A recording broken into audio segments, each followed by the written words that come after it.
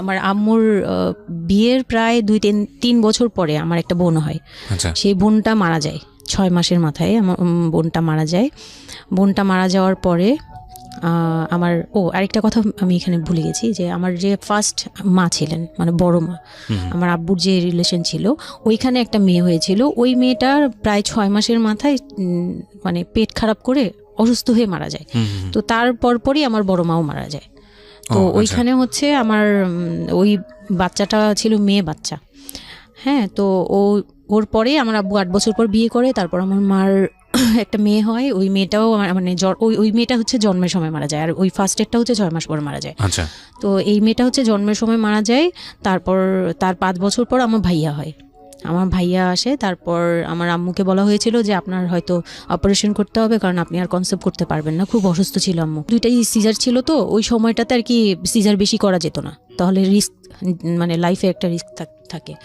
তো ওই দিক থেকে আমার আম্মুকে বলা হয়েছিল যে আপনার হয়তো বা ইউটেরাসের অপারেশন করতে হবে। তো আমার আম্মু তখন বলেছিল যে না, আমার একটা মেয়ে দরকার। খুব অসুস্থ অবস্থায় বলেছিল আমার একটা মেয়ে দরকার, মানে আমার যদি একটা মেয়ে থাকতো খুব ভালো। হয়তো বা সৃষ্টিকর্তাই চাচ্ছিলেন যে একটা মেয়ে, মানে আমি যে আসবো এটা তো আর উনি জানতেন না, কিন্তু থাকে না যে অনেক সময় কিন্তু মিলে যায় এরকম। তো আমার আব্বু বলছিল যে মেয়ে হোক ছেলে হোক, আরেকটা হলে ভালো হয়। তো ওইভাবে ট্রিটমেন্ট নিয়ে আমার প্রায় 2 বছর পরে আমি আমার আম্মুর মানে পেটে আসি। তারপর আমার জন্ম হওয়ার পরে আমরা ভালোই ছিলাম। আব্বুর বিজনেস ভালো ছিল। কিসের বিজনেস ছিল? ওনার হচ্ছে ইলেকট্রিক পার্টসের বিজনেস ছিল। তো ওখান থেকে আব্বুর মানে ভালো বিজনেস করতেন। পুরান ঢাকায় ছিলাম আমরা 4 জন, একটা ফ্ল্যাট নিয়েছিলাম। আব্বু বিজনেস করতো, আমি স্কুলে ভর্তি হলাম, ভাইয়া স্কুলে ভর্তি হলো। তো খুব ভালোভাবেই কাটছিল দিনকাল। তো একটা পর্যায়ে যে আমার যখন 10-11 বছর, তখন হচ্ছে আমার আব্বুর বিজনেস একটু প্রবলেম হয়। একটু না, ভালোই প্রবলেম হয়, মানে একজন খুব বড় ধরনের একটা লস সে ফেলে দেন। তো আমি এটা বলতে চাচ্ছি না। তো যাই হোক, খুব বড় একটা ট্র্যাজেডি, মানে আমার লাইফের সবচেয়ে বড় ধাক্কাটা আমি ওখানেই পাই, যে আমার আব্বু এরকম একটা পার্সন ছিল। আব্বু সবসময় বলতো যেটা, যে আমার এই মেয়েটা হচ্ছে, আমি দেখতে নাকি সেই প্রথম যে আব্বুর বেবিটা ছিল না, মেয়েটা যেটা 6 মাসের মাথায় মারা গেল, আব্বু তাকে খুব ভালোবাসতো। আমি নাকি দেখতে সেম ওরকম হয়েছি, শুধু আমি কালো, ওই মেয়েটা ফর্সা ছিল।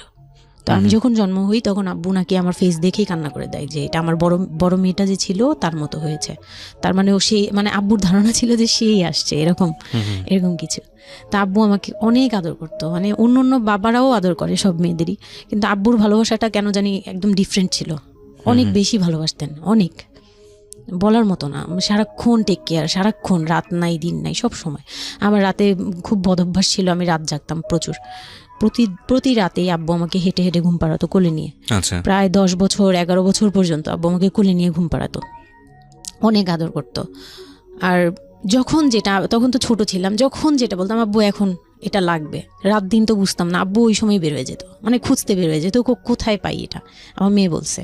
তো ভাইয়ার সাথে খুব একটা এরকম হয় নাই, আমার সাথে বেশি হতো। তো ভাইয়া এটা নিয়ে একটু জেলাসও করতো, কারণ সাধারণতই কিন্তু মানে ভাই বোনের মধ্যে এই এটা থাকে, তো আমাদের মধ্যেও এরকম ছিল। তো আব্বু যখন বিজনেস লস হলো তখন খুব বেশি, মানে আব্বু ভেঙে পড়লো। আমরাও মোটামুটি, আমি তো আর বুঝি না, কিন্তু আমি তখন বুঝতাম যে আমার কিছু একটা কমতে যাচ্ছে, মানে কমতি হচ্ছে আমার, কারণ সব কিছু চাওয়ার পরপরই পাওয়া আর একটু লেট করে পাওয়া, এগুলো নিয়ে একটু মেন্টালি এতে পড়ে গেলাম। তো আব্বু বুঝতে দিত না, শুধু আম্মুকে বলতো যে ওদের বুঝতে দিবে না। আম্মু আমাদের বুঝতে দেয়নি, কখনো এরকমভাবে করেনি। কিন্তু একটা সময় দেখলাম কি আব্বু বাসা চেঞ্জ করছে, ছোট বাসা নিচ্ছে, মানে এগুলো খুব ব্রেনে গিয়ে লাগলো যে ছোট বাসা কেন, আর এরকম কেন হচ্ছে। আব্বু আস্তে আস্তে ব্যবসা গোটাচ্ছে, নতুন কিছু করার চিন্তা করছে, মানে এগুলো নিয়ে আমিও খুব ডিপ্রেসড হয়ে গেলাম। তখন আমি ক্লাস 6-7 পড়ি, এরকম হবে 7 থেকে 8 উঠবো এরকম। তো আব্বু সব কিছু গুটিয়ে চলে যাচ্ছিল ওনার এলাকায়, মানে দয়াগঞ্জের ওই সাইডে, মানে আমার দাদির এলাকা যে সাইডটা, ওই সাইডটাতে চলে যাচ্ছে, ওখানে চলে যাচ্ছে, বলছে আমি ওখানেই বিজনেস করবো, ওখানে একটু মানে রুম রেন্টও কম, আমি ওখানেই চলে যাব। আর আব্বুর যে ফ্ল্যাট একটা কিনেছিল, আব্বু এর মাঝখানে একটা ফ্ল্যাট কিনেছিল কিস্তিতে, তো ওইটাও সেল করে দেয়, সেল করে বিজনেসে ওইটাও ইনভেস্ট করে। এটা একটা বোকামি করে আমার আব্বু। যাই হোক, উনিও বুঝতে পারেনি। তো ওখানে যাওয়ার পরে সেখান থেকে আব্বু আর কিছু করতেই পারলো না। আর আমাকে করলো কি, ওই সাইডটা একটু মানে রাফ এলাকা, তো যে এলাকায় আব্বুরা মানে ওখানে গেল একটু অন্য ধরনের, মানে একটু ইফটিজিং বেশি হয়, এইসব প্রবলেম ফেস করতে। আর আব্বু তো আমাকে বাসা থেকে বের হতে দিত না, আর ওই সময় আমাকে বোরকা পরাতো। তখন 10-11 বছর বয়স, কিন্তু ওই সময় আমাকে বোরকা পরাতো। তো ওই দিক থেকে চিন্তা করেছে যে এখান থেকে স্কুল চেঞ্জ করতে হবে, এইটি উঠে যাচ্ছে মেয়েটা, তো এখান থেকে স্কুল না চেঞ্জ করে ওর মামার বাসায় থাকুক, আমার ছোট মামার বাসায় আর কি। আমরা তো নানু বাড়ি তো আমার ওইখানেই, বংশাল সাইডে আর কি। তো ওইখানে আমার মামা বাসায় নানু বাড়িতে রেখে আমার আব্বু যায়, কিন্তু রাখতে চায় না প্রথমে। আমার আম্মু খুব রিকোয়েস্ট করে যে এখানে ভালো থাকবে। আর আমার মামা ওইখানকার, আবার নানার পরে আমার মামাই ওখানে মোটামুটি প্রভাবশালী, মানে নানার যে প্রভাবটা ওটা আমার মামা পেয়েছে, মানে ওখানে বিচার টিচার যা হয় সব মামা করে, এখনও করে। তো ছোটো মামার বাসায় গেলাম, মামি আমাকে খুব আদর করতেন, মামি আমাকে অনেক স্নেহ করেন, সত্যি কথা এখনও অনেক স্নেহ করেন, কিন্তু আমার যাওয়া হয় না, ওটা আমি পরে বলছি। তো ওখানে ছিলাম, মামার বাসায় গেলাম, খালার ছেলে, বড় ছেলে, হ্যাঁ, উনি হচ্ছে আমার মানে মামার বাসায় আসছে হঠাৎ করে। আমি জানতাম না যে কেন আসছে, মাঝে মাঝে দেখা হলে সালাম দিতাম। কি নাম ওনার? ওনার নাম রিপন। ওকে। তো উনি হচ্ছে আমার মামার বাসায় আসছে। আপনার খালাতো ভাই? খালাতো ভাই, উনি আমার খালাতো ভাই, উনি আসছে। তো অনেক দিন পর আর কি আসছে। আমি তখন 9-এ পড়ি, পহেলা বৈশাখ ছিল, আমি 8 থেকে 9-এ উঠে গেছি পহেলা বৈশাখ। তো ওই সময়টাতে তাকে দেখলাম যে সে আমাদের বাসায়। রিপন? হ্যাঁ। তো আমি সালাম দিলাম, ভাইয়া কেমন আছেন, কারণ উনি আমাদের অনেক সিনিয়র। আপনি তখন ক্লাস 9-এ পড়েন? হ্যাঁ, 8 থেকে 9 আর কি। 8 থেকে 9, ওকে। হ্যাঁ। তো ওই সময় আমি দেখে বললাম, ভাইয়া কেমন আছেন, চা খাবেন? তো আমার মামা বললো, হ্যাঁ চা বানিয়ে নিয়ে আসো। তো আমি গিয়ে পরে শুনি যে আমার মামাতো ভাই আমাকে বলতেছে যে আমার মামাতো ভাই আবার আমার একদম মানে আপন ভাইয়ের চেয়েও বেশি বলবো, কারণ ওর সাথে আমি সব কিছু, মানে ও আর আমি একসাথে বড় হয়েছি, কখনো মনে হয়নি যে এটা আমার মামাতো ভাই, নিজের ভাই মনে হতো। তো আমার বলতেছে যে তুই তো এখন আন্টি হয়ে যাবি, মানে দুষ্টুমি করতেছে যে তুই তো এখন বড় ভাবি হয়ে যাবি, হ্যান তেন। আমি বলি কেন? বলে রিপন ভাই না তোরে বিয়ে করতে চায়।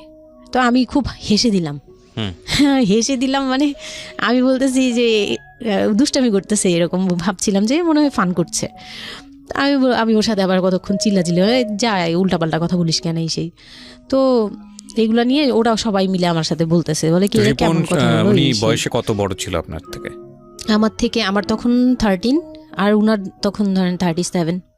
24 বছরের বড়, মানে আপনার না 24 বলতে এখানে, হ্যাঁ 24 বছরই তো বড়, তাই তো? ও মাই গড, ওকে। তো উনি তখন, আমি ভাবতেই পারিনি যে এই লোকটার সাথে আমার বিয়ে দিবে সবাই, মানে ও বললে তো এটা পাগলামি মনে করার কথা, যে এটা একটা পাগলামি, এটা কেমন কথা ক্লাস 9-এ পড়া যে উনি যদি মানে লিগ্যাল বয়সে বিয়ে করতে হয় তো আমার সমান একটা বাচ্চাই থাকতো। হ্যাঁ, তা আমি না ভাবতেই পারিনি তখন। তারপরেও না আমি চুপ হয়ে গেছি, আমি এই ব্যাপারে ডিসিশন দেওয়ার মতো বয়স আমার ছিল না, জ্ঞানও ছিল না।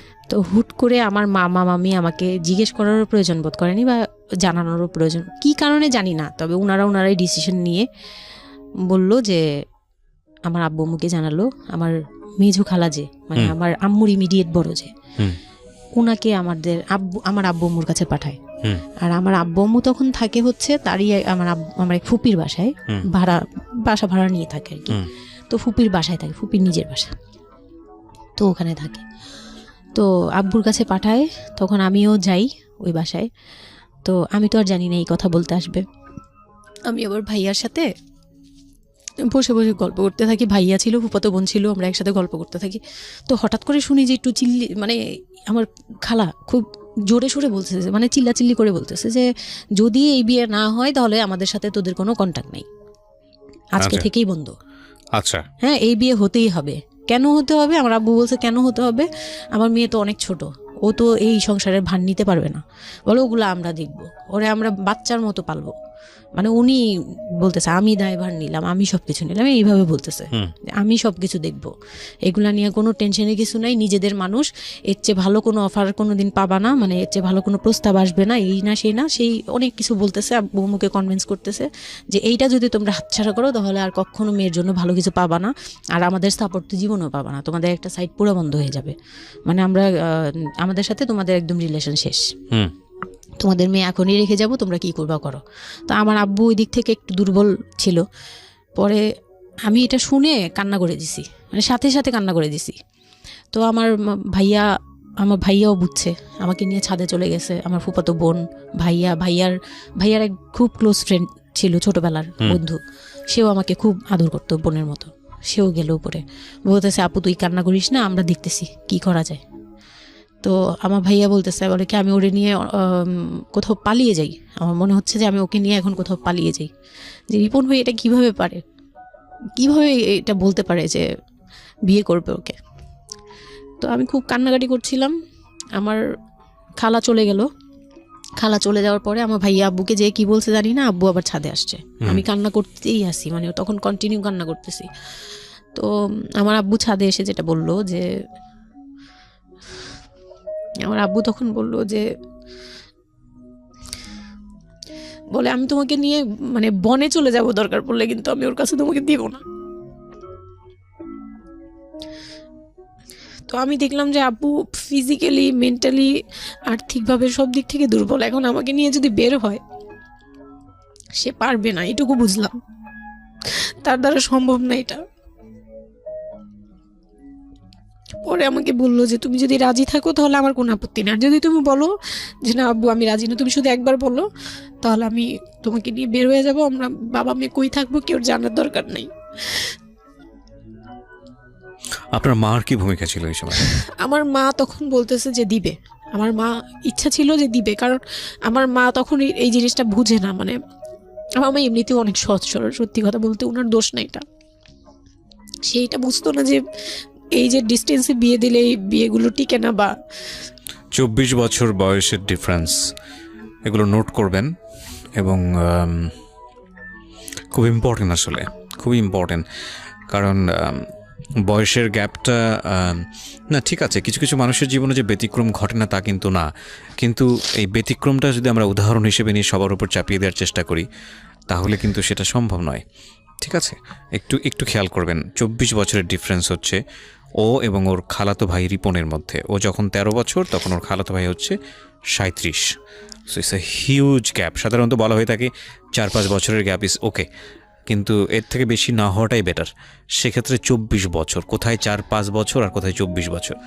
হ্যাঁ, দেন হচ্ছে ওই বিয়েটা, মানে আপনি কি বললেন? এখন তো সিদ্ধান্ত আসলে আপনার জায়গায় ছিল। সিদ্ধান্ত আমার জায়গায় বলতে, আমি তখন 13 বছর বয়স, তো মানে আমি তখন প্রেমও করিনি একটাও, মানে একটা এজ থাকে কিন্তু সবকিছুরই, মানে তখন দেখতাম যে আশপাশে মানে যারা কলেজে পড়ে, আমার একটা টার্গেট ছিল যে আমিও একদিন কলেজে পড়বো, আমার অনেক ফ্রেন্ড সার্কেল থাকবে, হয়তো সারভাইভ করতেছে, মানে নিজে যুদ্ধ করে পারতেছে না, কাজকর্ম সব কিছু বন্ধ হয়ে গেছে, মানে বিজনেস টিজনেস সব গুটিয়ে ফেলছে, তারপর উনি যে এখন নিজে চলবে ওইটাই চলতে পারতেছে না, মানে খুব কষ্ট হচ্ছে আমাকে, আমার মতো, মানে আমাকে যেখানে উনি একটা রাত 24 ঘন্টা একবার হলো আমাকে দেখতে হতো, ওই জায়গায় আমার মামার বাসায় ফেলে রাখছে, প্রতিদিন হেঁটে যেত, দেখে আসতো, একবার হলেও দেখে আসতো, মানে এরকম কষ্টগুলো করছে। ওই দিক থেকে চিন্তা করে দেখলাম যে না, আমার আসলে ওনাকে প্রেশার দেওয়া উচিত না, ওনার উপর ছেড়ে দিই। তখন আর কি এটাই মাথায় কাজ করছে যে আব্বু আপনি যেটা বলবেন সেটাই। পরে তার এক সপ্তাহের মধ্যে 14 এপ্রিল পয়লা বৈশাখ আর 23 তারিখে আমার এঙ্গেজমেন্ট হয়। এঙ্গেজমেন্ট হয়ে যায়? হ্যাঁ, ওই উনি একদম খুব তাড়াহুড়া করে যে এঙ্গেজমেন্ট হতে হবে, বিয়ে হতে হবে খুব শীঘ্রই, তো ওইভাবে এঙ্গেজমেন্ট হয়। মানে এঙ্গেজমেন্টের পরেও আমি একদম স্টপ, আমার মাথায় কিছুই, তখন আমি পুরোপুরি ব্ল্যাঙ্ক, মানে আমি যে নিজের থেকে কিছু বলবো কিছু করব আমার ভিতরে ওইগুলো আর কাজ করছিল না। স্কুলে যাইতাম, অনেক সময় যাই না, এরকম আর কি, যে যেতে ইচ্ছে করলে যাই, না ইচ্ছে করলে যাই না, এরকম হয়ে গেলাম। এঙ্গেজমেন্টের 3 মাস পরে বিয়ে হওয়ার কথা ছিল, কিন্তু ঘুরতে ঘুরতে 4 থেকে 5 মাস ইয়ে হলো। তো 2004-এ 4 থেকে 5 মাসের মধ্যে সে আমার সাথে অনেকবার দেখা করতে চাইছে, কেউ দেখা করতে দেয়নি, কারণ আমার ফ্যামিলি খুব রেস্ট্রিক্টেড ছিল এইসব ব্যাপারে। কেউ দেখা করতে দেয়নি, আর আমিও ভয় পেতাম। তো আমি খুবই ভয় পেতাম, ওনাকে অনেক ভয় পেতাম, সোজা কথা আমি ওনাকে খুব ভয় পেতাম। তো এর মাঝখানে এক ভাবি, আমার নানু বাড়িতে ছিলাম, তো মানে মামার বাড়ি, আমার মামার নিজের বিল্ডিং হচ্ছে একটা, আর নানু বাড়ি পুরোনোটা, যেটা পুরোনো বাড়ি, ওখানে তো আমার সব জয়েন্ট ফ্যামিলি, মানে আমার অন্য অন্য মামারা এবং মামাতো ভাইয়ের বউরা সবাই একসাথে থাকে। তো আমার এক মামাতো ভাইয়ের বউ তাকে খুব রিকোয়েস্ট করছে যে ভাবি আপনি ওকে একটু ডেকে দেন, কথা বলবো। তো আমার মামাতো ভাইয়ের বউ মনে করছে যে সে তো তাদের তো বিয়েই হচ্ছে, তো সমস্যা কি, ডেকে দিই। তো আমাকে আর বলে নাই। প্রথম একবার আমাকে বলছিল যে দেখা করে দিবে, তখন আমি বলছি না আমি যাবো না, আমি দেখা করবো না, আমার খুব ভয় লাগতো। তখন আমার বিয়ের মনে হয় 1.5-2 মাস আগের কথা এটা। তো আমার মামাতো ভাইয়ের বউ আমাকে ডাকছে যে কিছু একটা বলে, মানে জামা বানানো বা সামহাও এরকম কিছু একটা, অনেক বছর আগে, তো ভুলেও গেছি যে কি একটা কারণে আমাকে ডাকছে সে। তো আমি গেলাম, একদম মনের অজান্তেই গেলাম। গিয়ে পরে রুমে গেছি, পরেই দেখি হইল মানে রিপন বসে আছে। তো বসে আছে দেখে না আমার একদম খুব একটা আঘাত লাগলো যে এই ভাবি আমাকে এইভাবে নিয়ে আসলো। আর ভাবি তো মজা করে, মানে ওনারও দোষ না, উনি ভাবতেছে যে নতুন বিয়ে হবে, ওদেরকে একসাথে করিয়ে সেই। তো উনি বললো কি আচ্ছা তোরা বস, আমি চা নিয়ে আসি, এরকম বলে উঠে গেল না। আমার আরও ভয় লেগে গেছে। আর তখন আমি গিয়ে দেখতে পারলাম যে ওই লোকটার আচরণ খুবই খারাপ। মানে আমার কাছে তখন মনে হয়েছে যে কেন মনে হলো এটা, কেন মনে হলো, হুট করে ভাবি যখন গেল, সে সাথে সাথে আমার পাশে এসে বসছে এবং আমাকে মানে খুব মানে নোংরাভাবে টাচ করতেছে। তখন আমার বয়স খুব ছোট, তো স্বাভাবিক না এটা আমার কাছে ভালো না লাগার কথাই, কারণ আমি তাকে বড় ভাই জানি। এক্স্যাক্টলি, মানে কয়দিন আগেও তো সালাম কালাম দিয়ে দূরে থেকে কথাবার্তা বলতাম, বড় ভাইয়া বলতাম, সবাই মানে তাকে বড় ভাইয়াটাকে আমিও বড় ভাইয়া ডাকতাম ওই ইয়ে থেকে। আর সেই লোকটা এসে আমাকে মানে খুব অপ্রীতিকর ভাবে জড়িয়ে ধরতেছে, তারপর জড়াজড়ি করতেছে, মানে খুব ঘেন্না লেগে গেল। আমি খুব জোরাজোরি করে আমি বললাম আমি এখন চিল্লাচিল্লি করবো, মানে তখন আমার খুব খারাপ লাগতেছিল, তখন বললাম আমি চিল্লাচিল্লি করবো বলে আমি একটু জোরে বলছি। পরে উনি আমাকে ছেড়ে দিছে, আমি এমন দূর দিছি একবারে সরাসরি মানে মামার বাসায় চলে গেছে, আর আসিনি। আর ওখানে গিয়ে অনেক কান্নাকাটি করছে যে এখন তো নাও করা যাবে না, আর এই লোকটা এরকম কেন, এই লোকটা তো তাহলে বিয়ের পরে, মানে আমার একটা ভয় ঢুকিয়ে গেছে যে এই লোকটা তো তাহলে আমাকে না জানি কি করবে, এরকম একটা ভয় ঢুকিয়ে গেছে। তখন তো ছোট ছিলাম, আর আমাদের ওই সময়টাতে তো এত মিডিয়া ছিল না যে আমরা এত কিছু বুঝবো যে এই আর কি। তো ওখানে তারপর 1.5 থেকে 2 মাস পরে বিয়ে হলো। এর মাঝখানে অনেকবার ফোন টোন করতো, ইয়ে করতো, আমি রেসপন্স করতাম না। তো বিয়ে যেদিন হলো, বিয়ের রাতের কথাটা কি বলবো। নিশ্চয়ই আপনার যদি মনে হয় যে বিষয়টা সামাজিকতার জায়গাটা থেকে খুব সেন্সিটিভ, একটা মেয়ের মানসিকতার জায়গাটা থেকে, যেটা আসলে এটা আমার বলার মতো শক্তিও নাই, সত্যি কথা বলতে। আমি এটাই আমার লাইফের সবচেয়ে বড় ট্র্যাজেডি, বিয়ের রাত।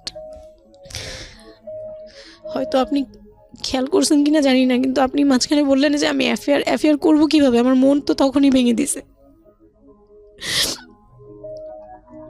আমার ভিতরে একটা ভয় কাজ করে। কি হয়েছিল আমি জানি, আপনি খুব সুন্দর করে বলছেন গল্প, আপনি আপনার মতো করেই বলবেন, আমরা আসলে মূল মেসেজটাই পেতে চাই। লোকটা হচ্ছে সামাজিকভাবে সবার কাছে খুব ভালো, সবার কাছে ভালো বলতে মানে গলিতে বা এলাকায় কিছু করে না, সেই এলাকায় খুব ভালো ব্যবসা করে, খুব সহজ সরলভাবে দোকানে যাচ্ছে, আসতেছে, খাচ্ছে, ঘুমাচ্ছে, নর্মাল। আমার সাথে যেদিন বিয়ে হলো সেদিন খুব বৃষ্টি। তো আমার তো ওই একদিনই আমার ভাবির রুমে, ওই দিনই আমি তার রূপ দেখে ফেলছি। তো তখন থেকে আমার তাকে দেখলে মানে গা শিউরে উঠতো, যে মনে হতো যে ভয়ঙ্কর একটা কিছু করবে। মানে মনে হতো, তখন আমি বুঝতাম না, সেক্সুয়াল লাইফটা বুঝতাম না যে সেক্স কি জিনিস, কিন্তু তখন একটা ভয় ঢুকে গেছে, খুব চাপা একটা ভয়। প্রথম কথা হচ্ছে যে আপনি একটা ছেলে এবং মেয়ের মধ্যে যে স্বাভাবিক সম্পর্কটা বিবাহ পরবর্তী, এটা সম্পর্কে আপনার কোনো আইডিয়া ছিল? আপনাকে কেউ বলেছে? এটা সম্পর্কে কোনো আইডিয়াই ছিল না, শুধু জানতাম যে কিছু একটা হয়, কিন্তু কি হয় সেটা আপনি জানতেন না। আপনাকে বিয়ের রাতে বা আগে পরেও কেউ কখনো কিছু বলে না? আমার বিয়ের আগে আমার এক ভাবি ছিল, মানে যেই ভাবির বাসায় গেছে সেই ভাবি না, আরেকটা ভাবি ছিল, উনারই বড় যা আর কি। তো ওই ভাবি আমাকে জাস্ট কানে কানে বলছে যে আজকে কিন্তু যাই হোক একদম চুপ থাকবি, আমাকে এইভাবে বলছে, শুধু এটা বলছে আজকে যাই হোক আরো ভয়ানক কথা বলেছে, মানে এটা শুনলে তো আরো ভয় লাগে। যাই হোক কি হবে, বলে কিছু বুঝো না তুমি, হ্যাঁ কিছু এতই ছোট কিছু বুঝো না, এইগুলি বলতেছে। মানে আপনার মনে আরো বেশি ভয় ঢুকে গিয়েছে। কোন ধরনের চিল্লাচিল্লি করবি না, চুপচাপ থাকবি, মানে জাস্ট হাসি মুখে এরকম করে বলছে। কিন্তু আমার কাছে একটু ভয় লাগছে তখনই, যে এই লোকটা তো ওই সময় যদি এরকম মানে খপ করে জড়া ধরতে পারে, এই লোক কি করতে পারে, কি হতে পারে, মানে এই টাইপের একটা ভয় কাজ করছে তখন এই জিনিসগুলো বুঝতাম না, মানে ফিজিক্যাল রিলেশন বা এগুলি এই সম্পর্কে কিছুই জানতাম না। জানতাম যে কিছু একটা হয়, হাজব্যান্ড ওয়াইফে কিছু হয়, কিন্তু কি হয় এটা জানতাম না, এরকম ছিলাম। তো নর্মালি যখন বিয়েটা হলো, কমপ্লিট হলো, সে তো মানে কতক্ষণে রুমে যাবে এরকম। একটু পজ দিচ্ছি আমি এখানে, কারণ আমি জানি যে ম্যাক্সিমাম আমি গেস করছি এখানে, কারণ এদিকে এখানে যারা শুনবে বা এই মুহূর্তে যারা শুনছে তাদের ইন্টেনশনটাকে আমি একটু ক্লিয়ার করতে চাই। সেটা হচ্ছে আমরা এটা বলি যে this is an entertaining show, but এই জীবন গল্প বলেন বা আমার লাস্ট 7-8 ইয়ার্সের ক্যারিয়ারে আমি রেডিওতে যে ধরনের প্রোগ্রাম করেছি, সোশ্যাল অ্যাওয়ারনেসের জায়গাটা থেকে এটা কী ধরনের ভূমিকা রেখেছে সেটা আপনারা আপনাদের জায়গা থেকেই ভালো মূল্যায়ন করতে পারবেন। বাট আমি একটু করজোরে আপনাদের কাছে একটা মিনতি করতে চাই, এই ঘটনাটাকে সিনেমা হিসেবে না দেখে, সিনেমার পর্দায় কিছু একটা ঘটতে যাচ্ছে এরকম একটা কিছু হিসেবে না দেখে, রেডিও হিসেবে না দেখে, একটু নিজের জায়গা থেকে চিন্তা করে দেখবেন, বা যদি বিষয়টা এরকম হয় একটা মানবিক জায়গা থেকে একটু চিন্তা করে দেখবেন। 24 বছরের গ্যাপ হাজব্যান্ড আর ওয়াইফের মধ্যে, 24 ইয়ার্স, 13 বছরের একটা মেয়ে, যে মেয়েটার জীবনে প্রেম বলতে কোনো কিছু আসেনি, শারীরিক সম্পর্ক কি সে বোঝেই না, এবং দ্বিতীয়ত যে বিষয়টা ইম্পর্টেন্ট, বয়ঃসন্ধিকালের একেবারে ইনিশিয়াল স্টেজে সে আছে, সে জানি না আসলে বিষয়গুলো কি। আর 37 বছর মানে হচ্ছে আমাদের পার্সপেক্টিভ থেকে, আমাদের সামাজিকতার জায়গা থেকে একটা ছেলে যখন একদম এই সমস্ত স্টেজ, প্রেম বলেন, শারীরিক সম্পর্ক বলেন, বা অন্যান্য যে বিষয়গুলো আছে সেগুলো বলেন, সেগুলো অতিক্রম করে মোটামুটি বৈষয়িক হয়ে গেছে। বৈষয়িক বলতে আমি যেটা বোঝাচ্ছি, এই জীবনে এসে দায়িত্ব ছাড়া অন্য কোনো কিছু থাকে না 37 কিংবা 40 বছরের পর থেকে, এরকম একটা স্টেজে আছে। তার মানে ওদের মধ্যে মেন্টাল ম্যাচিংয়ের কত বড় একটা গ্যাপ। সেই জায়গাটা থেকে ছেলেটা যদি মেয়েটাকে বুঝতে না চেষ্টা করে, বিশেষ করে ছেলের দায়িত্ব, কারণ যেহেতু সে সিনিয়র, যদি বুঝতে না চেষ্টা করে, তাহলে এটা কতটা অমানবিক এবং কতটা পাশবিক, কতটা ভয়ঙ্কর হতে পারে মেয়েটার জায়গাটা থেকে, এটা একটু চিন্তা করবেন। সো আর সিঁড়ি ঘর, মানে পুরান ঢাকার বাসাগুলো একটু বেশি হয়তো, খুব ছোট ছোট হয়তো, ঘিঞ্জি টাইপের হয়। আমি একসময় জিএসআরসিতে কাজ করতাম, আমার ফার্স্ট জব ছিল ওটা, আমি সার্ভে করেছিলাম পুরান ঢাকায়, সেটাই আমার প্রথম পুরান ঢাকায় যাওয়া, এবং আমার কাছে মনে হয়েছিল যে আমি কোথায় এসেছি। অনেক ঘিঞ্জি ভাইয়া, না এটা কারণ হচ্ছে কি, পুরান ঢাকা নিয়ে অনেকেই অনেক কিছু বলেন, কারণ ঢাকায় যারা, তাদের কাছে পুরান ঢাকাটা একটা নস্টালজিক জায়গা। আমি তো আর ঢাকায় বড় হইনি, সো আমার কাছে ঢাকা, আমি যখন ঢাকায় প্রথম পাড়া দিয়ে যখন পাবলিক বাসে উঠেছিলাম, তখন আমার কাছে মনে হচ্ছে আল্লাহ আমি কোথায় আসলাম, এই জায়গায় আমি কেন আসলাম। তো নর্মালি হচ্ছে ঢাকায় এরকম।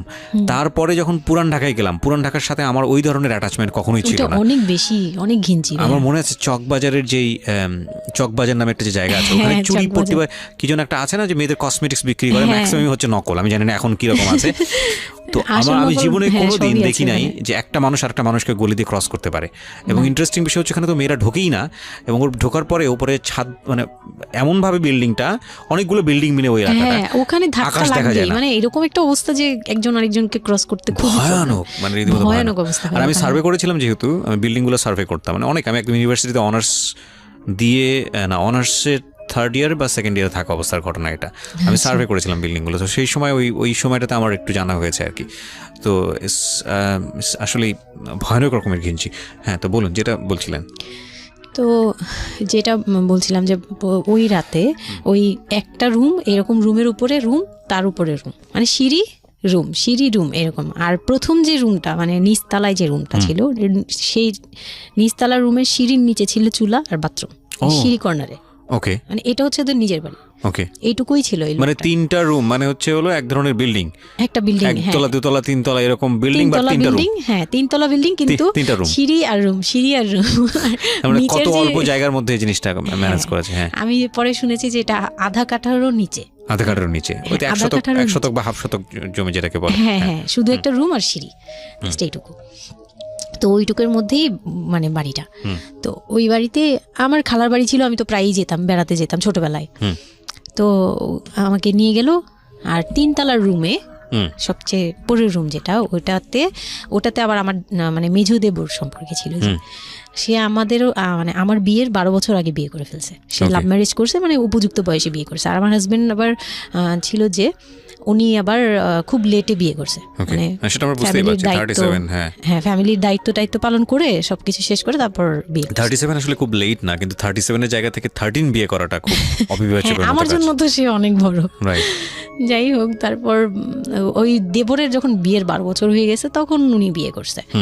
আর তো ওই ভাইয়া, মেজো ভাইয়া যে ছিলেন, তো মেজো ভাইয়ার রুমটা ছিল 3 তলায়, আমি ওখানেই আমার বাসর ঘরটা করা হয়েছিল আর কি।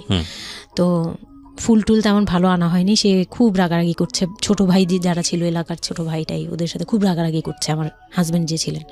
তো এটা কোনো ঘর সাজানো হলো এই সেই বলে চলে বলতেছে এখন তোমরা বের হও, অনেক হয়েছে, এখন তোমরা যাও, মানে খুব রাগারাগি করতেছে। তো আমি রাগ দেখে আরও ভয় পেয়ে গেছি প্রথম রাত। তারপর আবার আমি মানে এই অবস্থায় আসছি, বউ হয়ে আসছি, আমার শরীরে ভারী গহনা, শাড়ি টাড়ি, মানে আমি এগুলোর ওজন নিতে পারছি না। 4-5 ঘন্টা হয়ে গেছে আমাকে এগুলো পরায় রাখা হয়েছে, ভারী মেকআপ দেওয়া হয়েছে, আমি এগুলো কখনো ইউজ করিনি ফার্স্ট লাইফে। মানে আমি দেবীর মতো সেজে বসে আছি, এরকম একটা ইয়ে। তো খুব ভয়েও কাজ করছে, নার্ভাসনেস। তারপর এখন কি হবে, সবাই বের হয়ে গেলে কি হবে, এটা একটা টেনশন। আর শুধু মানে কেমন জানি একটা ফিল, যেটা সাধারণত নর্মালি হওয়া উচিত একটা ছেলে এবং একটা মেয়ের জায়গাটা থেকে। এটা হচ্ছে জীবনের সবচেয়ে সুন্দরতম মুহূর্তের একটা, রাইট? আমরা সেটাই চিন্তা করি না। একটা মেয়ের জীবনে স্বপ্ন থাকে তার একটা বাসরাত কিংবা ফুলসজ্জার রাত, আমরা যেটাই বলি সেটা নিয়ে। একটা ছেলের জীবনেও নিশ্চয়ই থাকে, এবং সেটা চমৎকার হয়ে সারা জীবন স্মৃতি হয়ে থাকুক, এরকম কিছু একটা থাকে। এবং সেখানে বিষয়টা যদি এরকম হয় যে একটা মেয়ের জীবনে আতঙ্কের রাত এবং ভয়ানক রকম আতঙ্কের, সবচেয়ে বড় আতঙ্কের রাত ছিল ওটা, তাহলে আপনি চিন্তা করে দেখতে পারেন। এবং সেটাকে যারা আজকে এই রেডিও যারা শুনে, যারা এটাকে এন্টারটেনমেন্ট হিসেবে নিচ্ছেন, তাদের জায়গা থেকে আমি বলতে পারি যে এখানে নিজেরও কিন্তু একটা পরিচয়ের বিষয় আছে। হ্যাঁ, মানে নিজের পরিচয়টা নিজের কাছে কি দিচ্ছেন একটু চিন্তা করে দেখেন।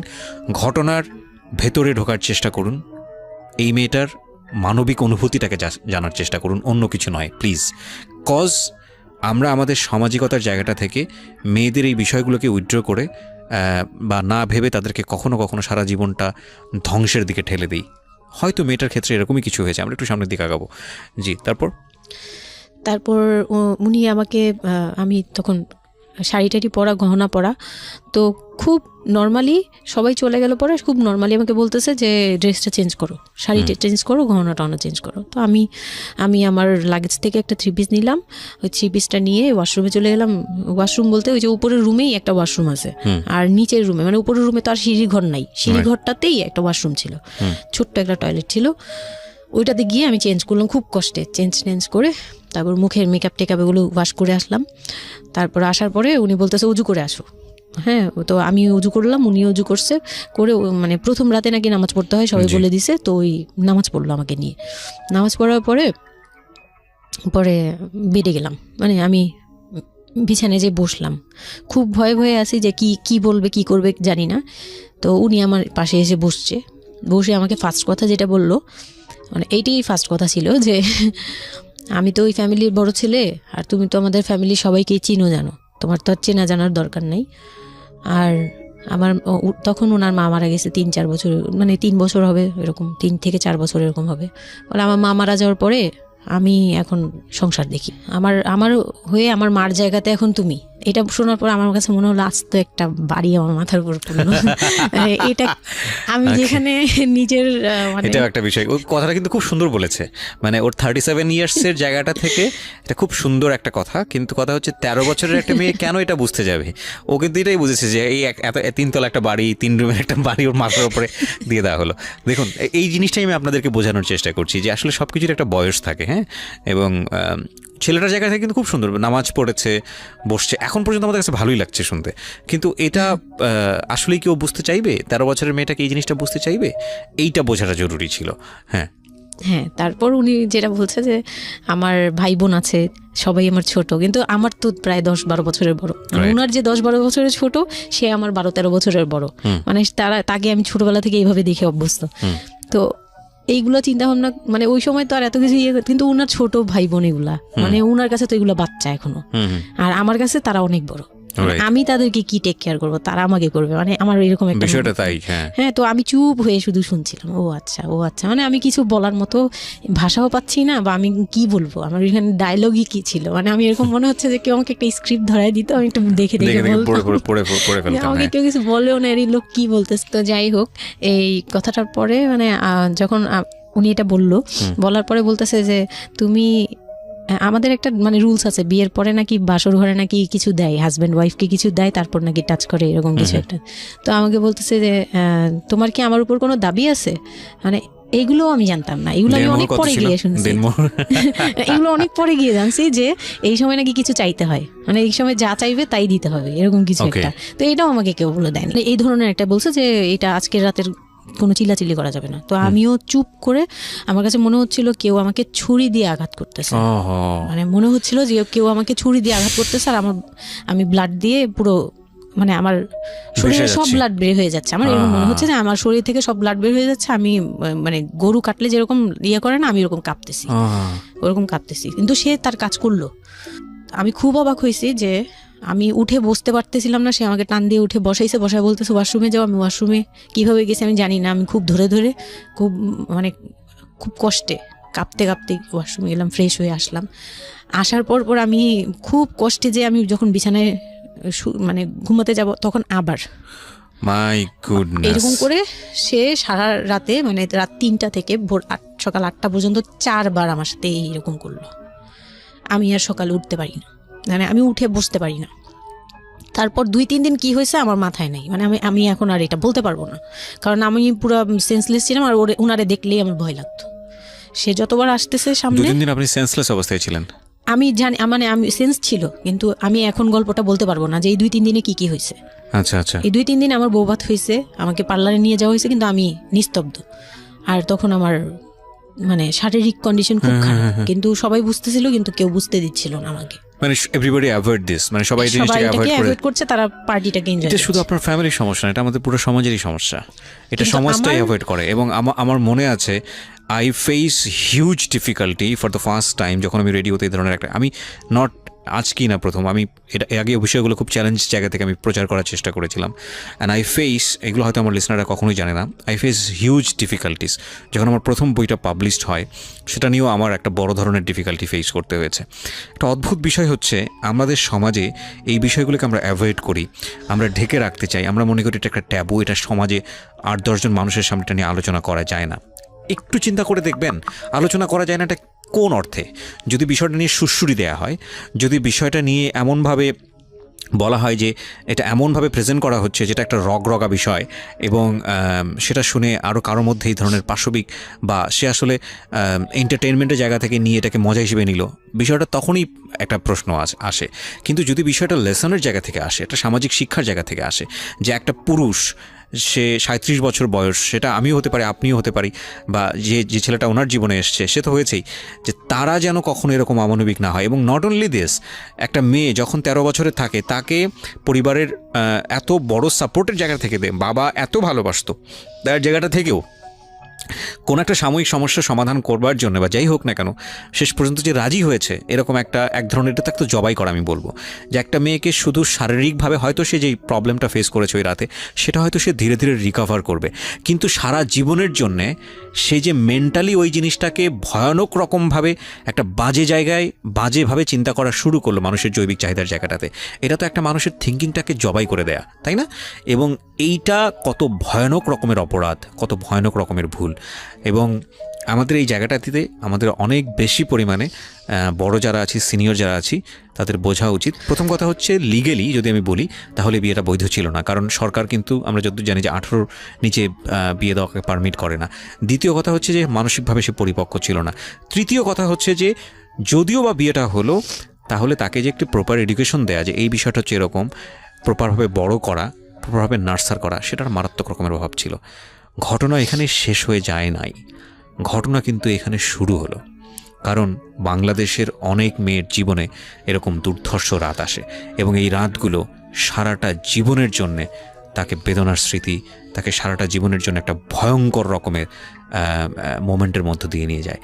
আমরা এগুলো নিয়ে কথা বলতে পছন্দ করি না, আমরা এগুলো নিয়ে কথা বলি না, আমরা এগুলোকে নিয়ে কথা বলাটা একটা সামাজিক জায়গা থেকে ট্যাবু মনে করি।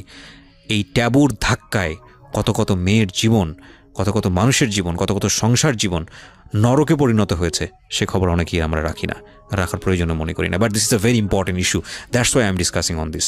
ওকে, বলুন আপনি। তারপর যেটা হচ্ছিল যে মানে ওই রাতের পর থেকে মানে ওই লোকটাকে আমার শুধুই দায়িত্ব মনে হয়েছে। মানে আমার কাছে মনে হতো যে এটা আমার দায়িত্ব, যে ওনার বাসায় আমার থাকতে হবে, আর ওনার সাথে থাকলে আমার এরকম করতে হবে। You feel like this, right? আপনি এই ঘটনা ঘটার পরে কি আপনি কারোর সাথে ডিসকাস করার সুযোগ পাননি যে না, আমি এরকম ক্লোজ কেউ ছিল না যে আপনার সাথে এরকম একটা বাজে ঘটনা ঘটছে, বা আপনি এটাকে রিকভার করতে পারছেন না মেন্টালি, বা আপনার সাথে যার বিয়ে হলো তাকেও বলতে পারছেন না যে আমার এইসব জিনিসগুলো? না, আমি উনাকে ভালোভাবে নিতেই পারছিলাম না। সোজা কথা, আমি উনার সাথে কোনো কিছু ডিসকাস করতাম না, বা অনেক পরে গিয়ে যখন ডিসকাস করেছি তখন উনি আমাকে উল্টাপাল্টা বুঝ দিয়েছে। মানে অনেক পরের সময়টাতে, হ্যাঁ, বাট ইট হ্যাপেন্স রেগুলারলি, না র্যান্ডমলি এই জিনিসগুলো হয়ে যাচ্ছিল আপনার সাথে? হ্যাঁ, প্রায় মাস থেকে 2-3 মাস এরকম হলো। তারপর মানে এটা আমি বলি যে প্রথম তো 4-5 দিন তো রেগুলার হলো। তারপর আমার ব্লিডিং অফ হচ্ছিল না, আমার কন্টিনিউ হচ্ছিল ব্লিডিং। তো এক সময় যে ওই ব্লিডিংয়ের মধ্যেও তিনি অনেক বাজে ইয়ে করেছে। তো ওর পরে আমি বাসায় যেতে চাইলে বাসায় যেতে দিত না, এভাবে ইয়ে করে ফেললো। আর ফ্যামিলিগত যে ব্যাপারটা ছিল, যে আমার ফ্যামিলি তো তখন, আমার আব্বু তো তখন একদম মানে ফিনান্সিয়ালি খুব উইক ছিল। তো বিয়ের পরে কিছু ফর্মালিটি থাকে, পুরান ঢাকার কিছু রুলস আছে যে বিয়ের পরে মেয়েদের প্রতি সপ্তাহে সপ্তাহে দেখতে যাওয়া, এটা সেটা পাঠানো, প্রতি সিজনে এটা করা, এগুলো ব্যাপারে কেউ কনসার্ন ছিল না। মানে তখন মানে আমার ফ্যামিলির কেউ এরকম অ্যাক্টিভ ছিল না, মানে ছিল কিন্তু কেউ কেয়ার করেন। তারপর হচ্ছে এরকম করে আমার সময়গুলো কাটতে লাগলো। তো সবচেয়ে বড় কথা হচ্ছে, আমার যে হাজব্যান্ড ছিল রিপন, উনি আমার বাবার দোকানে কাজ করতো একটা সময়। ওইটা হচ্ছে প্রায় আরো মানে আমার জন্মের সময় বা আমার জন্মেরও আগে। হ্যাঁ, তখন নতুন নতুন আর কি কাজ শেখার জন্য আমার আব্বুর দোকানে ঢুকছে এরকম। তো আমার আব্বু তাকে ক্যাশ বুঝিয়ে দিয়েছিলেন নাকি, তখন নাকি ক্যাশ দিত। তো আমি একটু যখন 2-3 বছরের, তখন উনি দোকান থেকে বের হয়ে নিজে ব্যবসা দিয়েছে, ওখান থেকে তিনি ইমপ্রুভ করছে। তো ওখান থেকে শুরু। আর আমাকে যখন বিয়ে দিছে, মানে আমার যখন বিয়ে হয়েছে, তো ওই রিপন যিনি, ওনার উদ্দেশ্য ছিল যে আমি আমার নানু বাড়ির অংশ পাবো, মানে সম্পদ। আমার নানু বাড়ি খুব বিশাল, মানে বললামই তো যে খুব বিরাট একটা অংশ। আর ওনাদের যে অংশটা ছিল সেটা অনেক আগেই নেওয়া হয়ে গেছে। মানে ওনার দাদা বাড়ি যেটাতে ওনারা ছিল 3 রুম, ওই যে ছোট ছোট 3টা রুম উপরে ওই বিল্ডিংটা তোলার পরে আমার মামা ওই অংশটা কেটে রাখছে, মানে আমার মামা রেখে দিয়েছে। আর আমাদের যে অংশটা ছিল তার লোভটা ছিল যে ওই বাড়িতে আমি একটা রুম হলেও পাবো। হ্যাঁ, তো আমার আম্মু তো আর ওটা নেয়নি। তো আমার হাজব্যান্ডের ইয়েটা ছিল, টার্গেটটা ছিল যে ওই বাসায় একটা রুম হলেও পাবে। আর পুরান ঢাকায় একটা রুম মানেই অনেক কিছু, মানে ওখানে তো প্রায় 1 কোটি টাকা দাম কাঠা। তো একটা রুম মানে 1 কাঠা না হোক, আধা কাঠা হোক, 50 লাখ টাকা হোক আমার আসবে, এরকম একটা টার্গেট ছিল তার। তো আর বিয়ের সময় তো অনেক কিছু নিয়ে, মানে গহনা টহনা নিয়ে, ফার্নিচার নিয়ে নানান কথা তো শুনতে হয়েছে, ওগুলাও ফেস করছি। মানে খুব পেইনফুল ছিল ওগুলা, কারণ আমি তখন এত কিছু বুঝি না। আমি তখন মাত্র মানে জামা কাপড় বানাই, ঘুরি ফিরি, খাই দেই, ব্যাস ওই পর্যন্তই। আমি কারো জিনিস নিয়েও মাথা ঘামাই না। ওখানে আমার উপরে প্রেশার আসছে যে আমার ফার্নিচার এমন কেন, আমার গহনা এমন কেন, তুমি বাসায় বলো না কেন, তোমার খাট এখনো আসতেছে না কেন। আমার বিয়ের পর খুব বৃষ্টি ছিল তখন, মানে আমার ফার্নিচার, আমার চাচা ছিল ফার্নিচারের, ওনার বিজনেস। তো আমার চাচার ফ্যাক্টরি থেকেই সবগুলো ফার্নিচার আসবে। তো ওনারা বলতেছে যে জাস্ট একটা কারণেই লেট হচ্ছে, রোদ পাচ্ছি না, রোদ পেলে তারপর কাঠগুলো শুকাবে, তারপরে হ্যাঁ, মানে জয়েন্ট দিলেই এখন এটা ফেটে যাবে, এখন জয়েন্ট দিলে প্রবলেম হবে। এই জিনিসটা ওরা বুঝতেছে না। ওরা বলতেছে কেন দেরি করছে, নাকি ফাঁকিই দিচ্ছে, নানান ধরনের কথা তৈরি করতেছে। আর এই দিক দিয়ে আমি পেইন খাচ্ছি, ওই দিকে এক পেইন, মানে রাতে গিয়ে এক পেইন, দিনের বেলা এই পেইন। মানে আমি পুরো মানসিকভাবে, মানে বলে না যে আমি হয়তো বা প্যারালাইজডের মতো হয়ে গেছিলাম, আমার মানসিক ভাবটা। জাস্ট শুনি আর শুনি, কিছু বলতে পারছি না এরকম। আর বাসায় গিয়ে কোনো কিছু বলি না, কারণ আব্বু অসুস্থ। আব্বু মেন্টালি অনেক প্রবলেম। আব্বু যখনই জিজ্ঞেস করে আম্মু তুমি ভালো আছো তো, আমি খালি হাসি দিয়ে বলছি হ্যাঁ। যতবার জিজ্ঞেস করে তুমি খুশি আছো তো, আমি হ্যাঁ। আমি এই একটা কথাই বলছি, হ্যাঁ ভালো আছি। আসলে আমি ভালো ছিলাম না, কিন্তু বুঝতে দেইনি। ওই লোকটার ছোট বোনগুলো আমার সাথে অনেক রাফ বিহেভ করছে।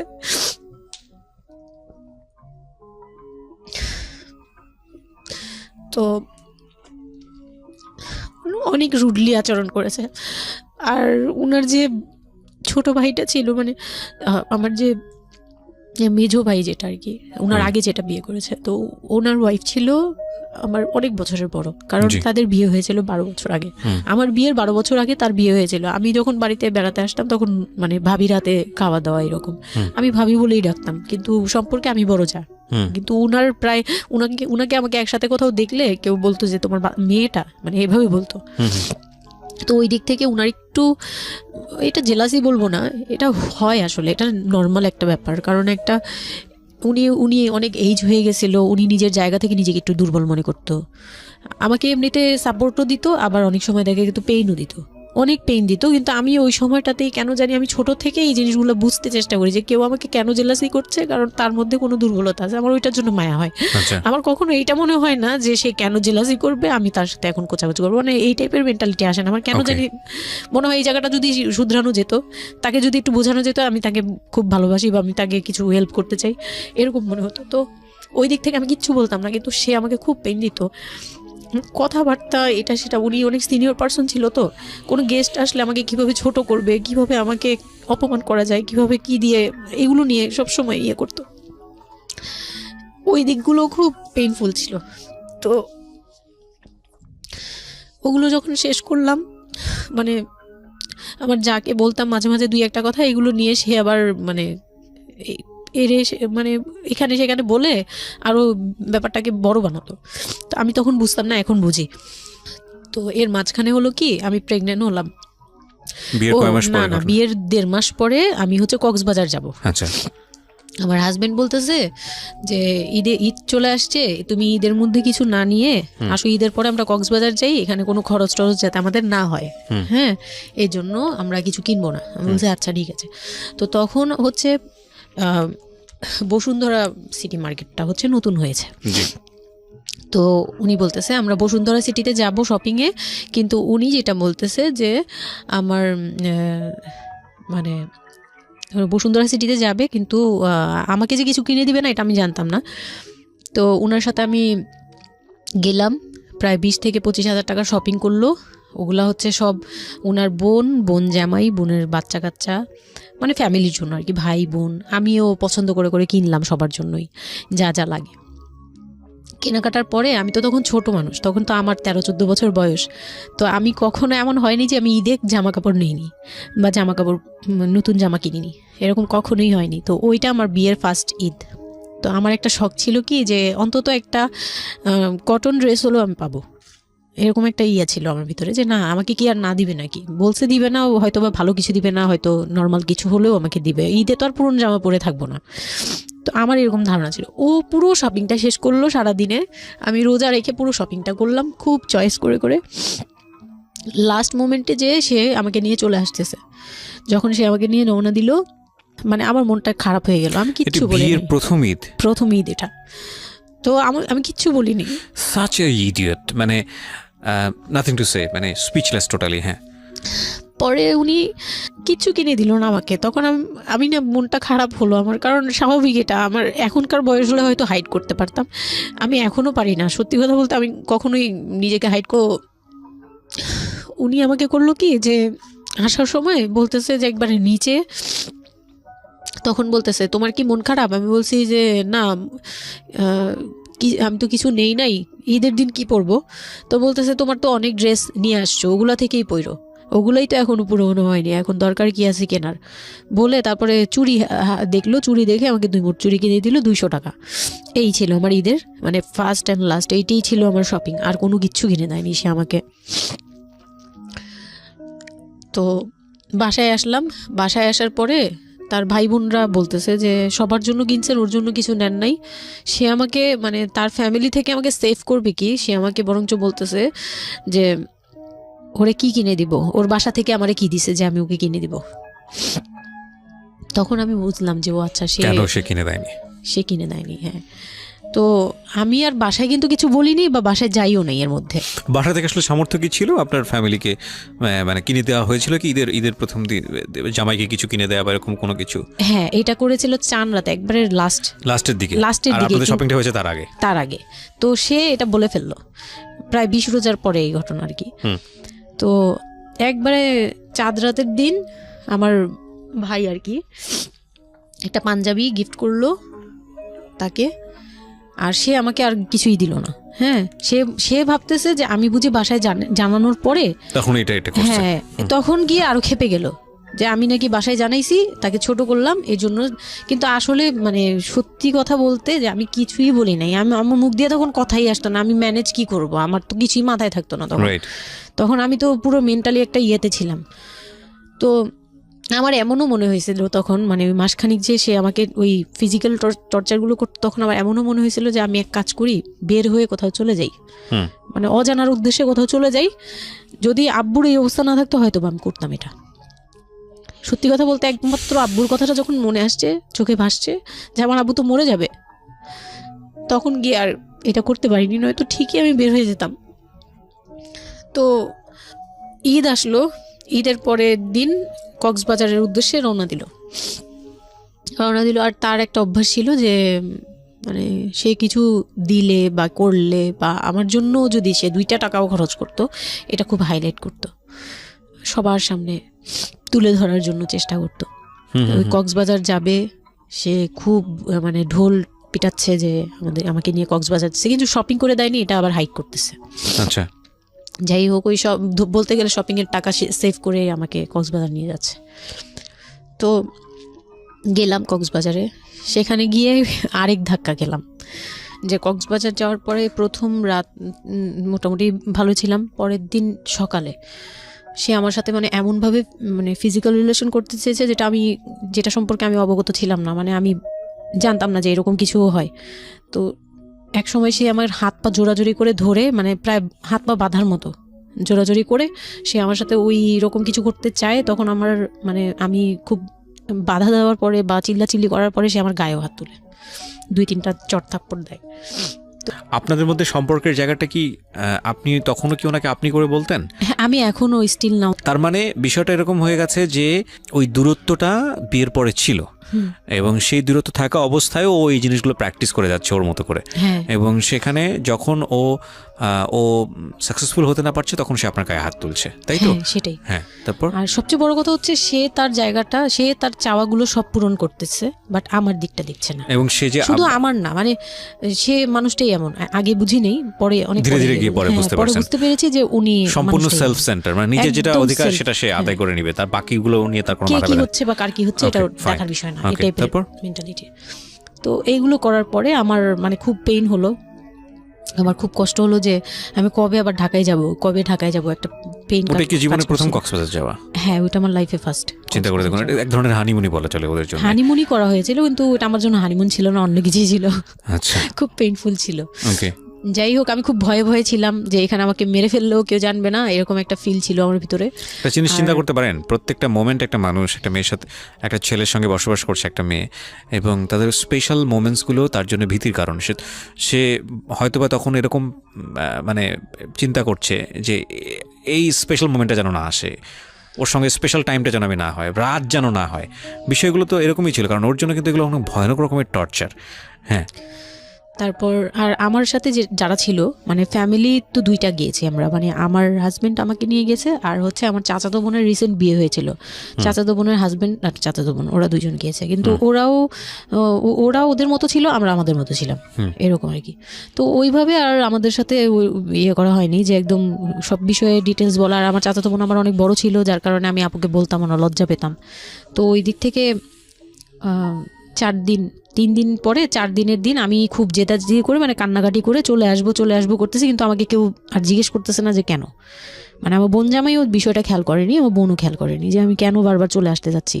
হ্যাঁ, এত সুন্দর একটা ওয়েদার, এতই ওরা তো খুব এনজয় করছিল হয়তো বা, মানে আমি তাদের এনজয়মেন্টে বাধা দিলাম এরকম আর কি। তো খুব কান্নাকাটি করে ওই রাতেই আমি চলে আসবো। আমি বলছি তোমরা সবাই থাকো, আমি চলে যাই, মানে এইভাবে কান্নাকাটি করছে। আমি থাকবোই না, আমি আর একটা রাত এখানে থাকবো না। আমার কাছে মনে হচ্ছে তাও এলাকার ভিতরে তো থাকবো, যাই হোক, কিন্তু এখন তো আমি বাইরে আছি, অনেক দূরে। আমার কাছে এরকম মনে হচ্ছিল যে আমি যদি মরে যাই, আমি যদি যে কোনো সময় মারা যাবো, এরকম মনে হচ্ছিল।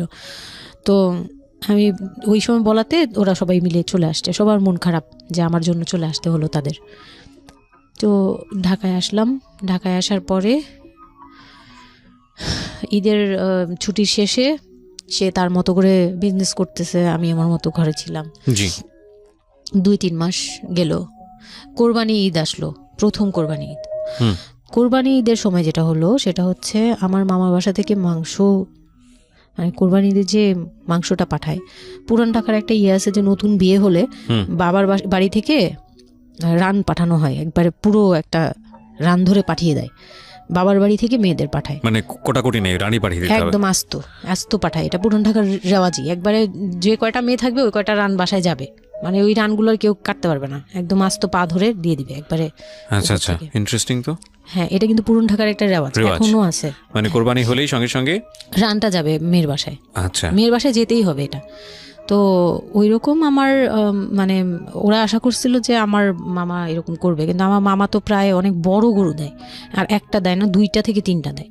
তো ওনার নিজেরই আছে 3টা মেয়ে, 3 মেয়ের শ্বশুর বাড়িতে পাঠাতে হয় 3 রান। মানে এখন এক মেয়ের, বড় মেয়ের যে 20 বছর 22 বছর হয়ে গেছে বিয়ের, তারপরও পাঠাচ্ছে, প্রতিনিয়ত পাঠাতে হয়।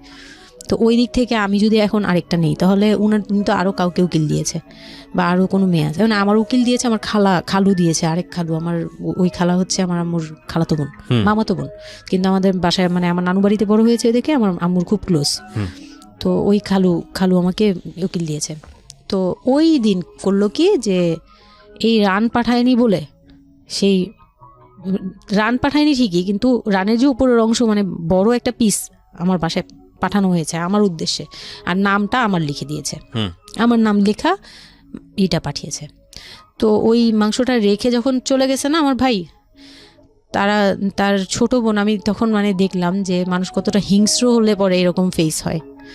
আমি তো চুপ করে বসে আছি, আমি কিছুই মাথায় নেই যে এটা নিয়ে যে কী হবে, আমি বুঝিই নেই বিষয়টা। সে মাংসটা ধরে রাস্তায় ফেলে দিছে ঈদের দিন রাস্তায় ফেলে, এই মাংসে কেন ওর নাম লেখা থাকবে? তাহলে এই যে আমরা কি, আমরাও তো ভাগ্নি, মানে আমরাও ভাগ্নি, আমাদের বাড়িতে আমার মাংস আসছে, ওর নাম দিয়ে আসছে, তাহলে রান আসলো না কেন?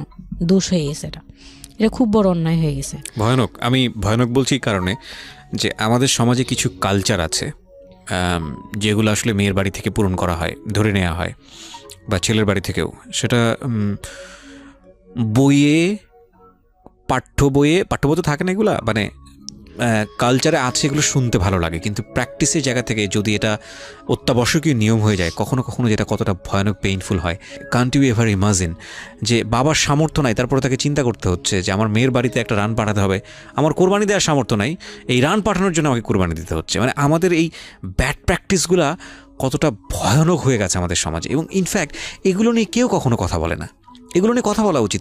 একটা মানুষ, একটা সোসাইটি চেঞ্জ হবে কীভাবে, একটা মানে পুরো কমিউনিটি চেঞ্জ হবে কীভাবে, একটা রাষ্ট্র চেঞ্জ হবে কীভাবে, এই ছোট আমরা তো সব জায়গাতেই পয়জনাস।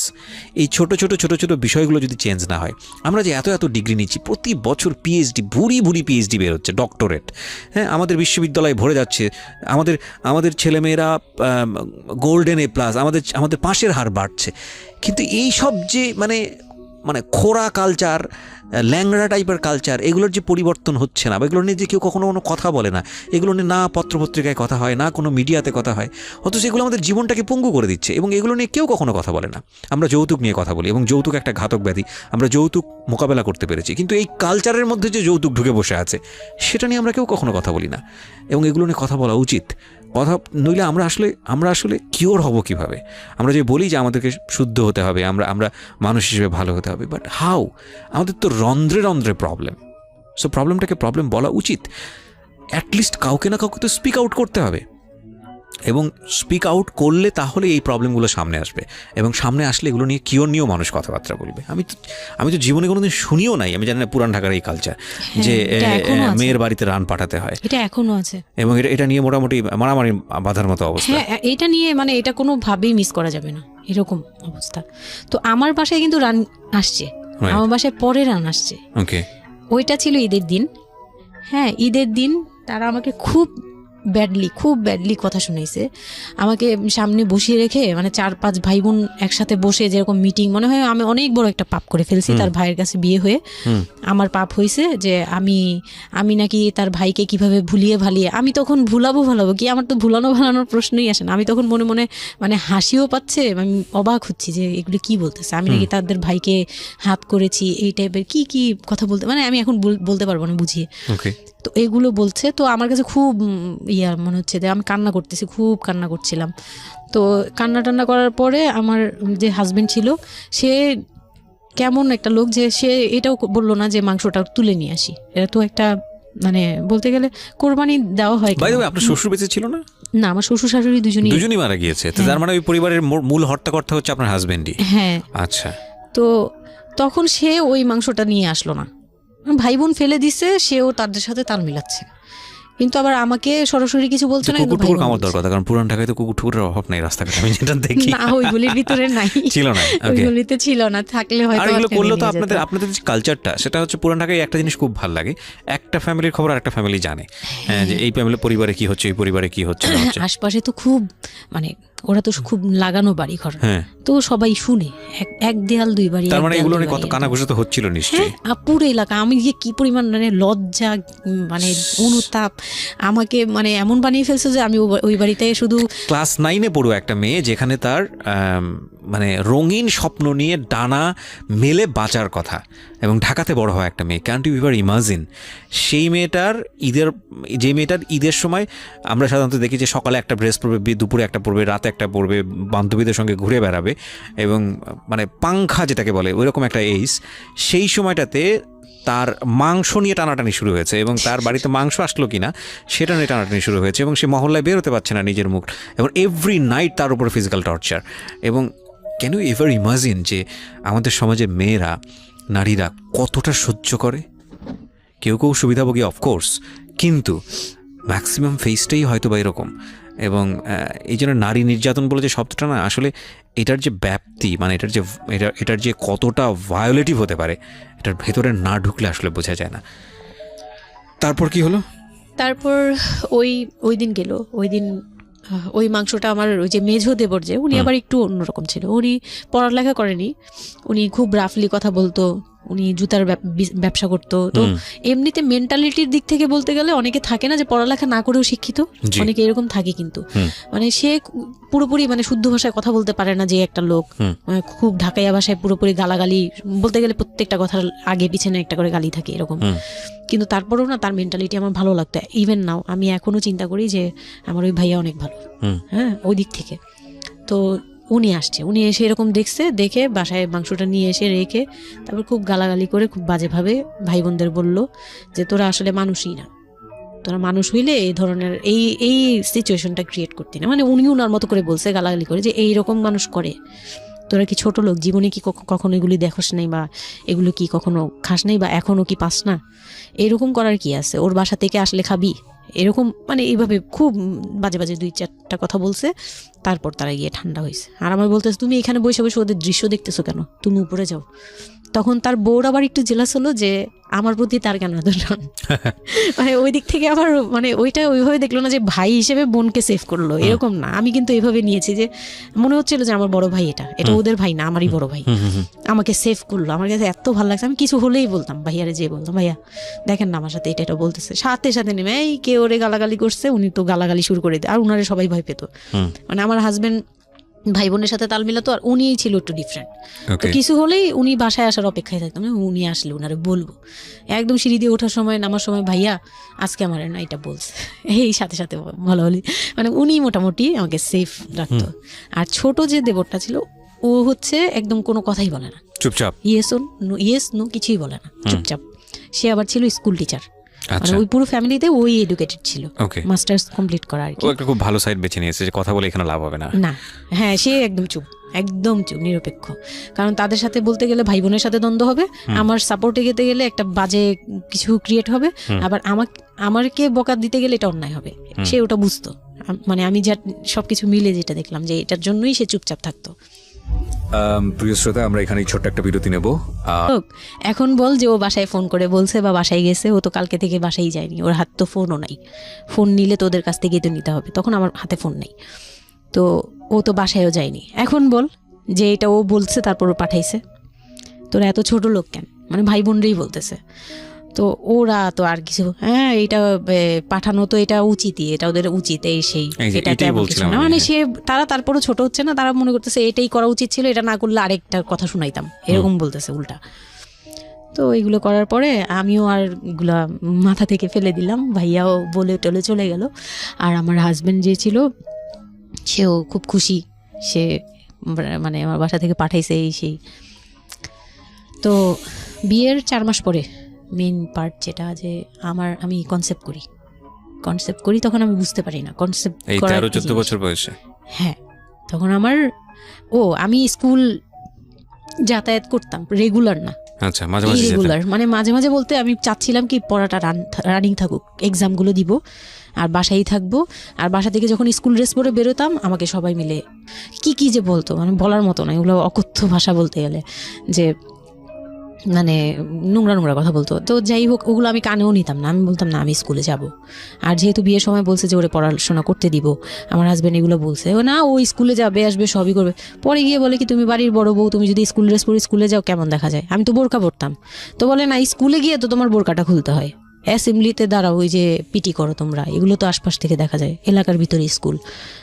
আমার অসম্মান, এটা তার অসম্মান। উনি পড়াশোনা করেছেন আপনার হাজবেন্ড? না, উনি ক্লাস 5 পর্যন্ত পড়ে আর পড়াশোনা করেন। রাইট, ওনার জন্য অসম্মানই হবে এটা। আমি ক্লাস 5 পড়ুয়া যারা আছেন বাংলাদেশ, তাদের সবার প্রতি রেসপেক্ট রেখে বলছি, ক্লাস 5 না, এনার ডিগ্রি পাস করা এরকম অনার্স মাস্টার্স পড়ুয়া এরকম অনেক ছেলেমেয়ে আছেন যারা এই ধরনের মানে আজগুবি ল্যাংরা টাইপ যুক্তি দিয়ে জীবনটাকে চালান।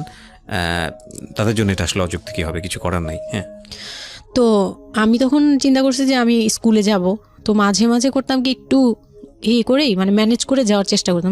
বিষয়টা যদি এরকম হতে ধরেন, আমি জানি না, প্রথমত যেটা ঠিকই হয়নি, মানে কোনো কিছুই ঠিক হয়নি, শুনছি আর মেজাজ খারাপ হচ্ছে আসলে, মানে কোনো কিছুই ঠিক হয়নি। তারপরেও যদি খারাপের মধ্যে ভালোটা চিন্তা করি, যে ঠিক আছে এত কিছু, একটা মানুষের এত খারাপ, একটা দিক তো ভালো থাকতে পারে না, ওর ওয়াইফকে সে সাথে করে নিয়েছে, ঠিক আছে তোমার স্কুলে চলো আমি তোমাকে পৌঁছে দিয়ে আসি, স্কুলে পৌঁছে দিয়ে আসলো, স্কুল থেকে নিয়ে আসলো। কিছু জিনিস হয়তো ওনার আত্মসম্মানে লাগবে, যেহেতু উনি বেশি দূর পর্যন্ত লেখাপড়া করেনি, উনি অনেক কালচারের সাথে অভ্যস্ত না, এতটুকু হলেও তো ও নিজের মনটাকে বুঝ দিতে পারতো যে না আমার হাজবেন্ড আমাকে কেয়ার করে। মানে স্টুপিডিটির আর কি, মানে লিমিটলেস স্টুপিডিটি যাকে বলে, তুমি অ্যাসেম্বলিতে দাঁড়াবে সে কারণে তোমার লেখাপড়া বন্ধ, বদমাইশ। তারপর স্কুল বন্ধ করে দিল। না, তখন আমি কনসেপ্ট করি, আমি বুঝতে পারিনি, আমার তখন টেস্ট পরীক্ষা চলছে স্কুলে।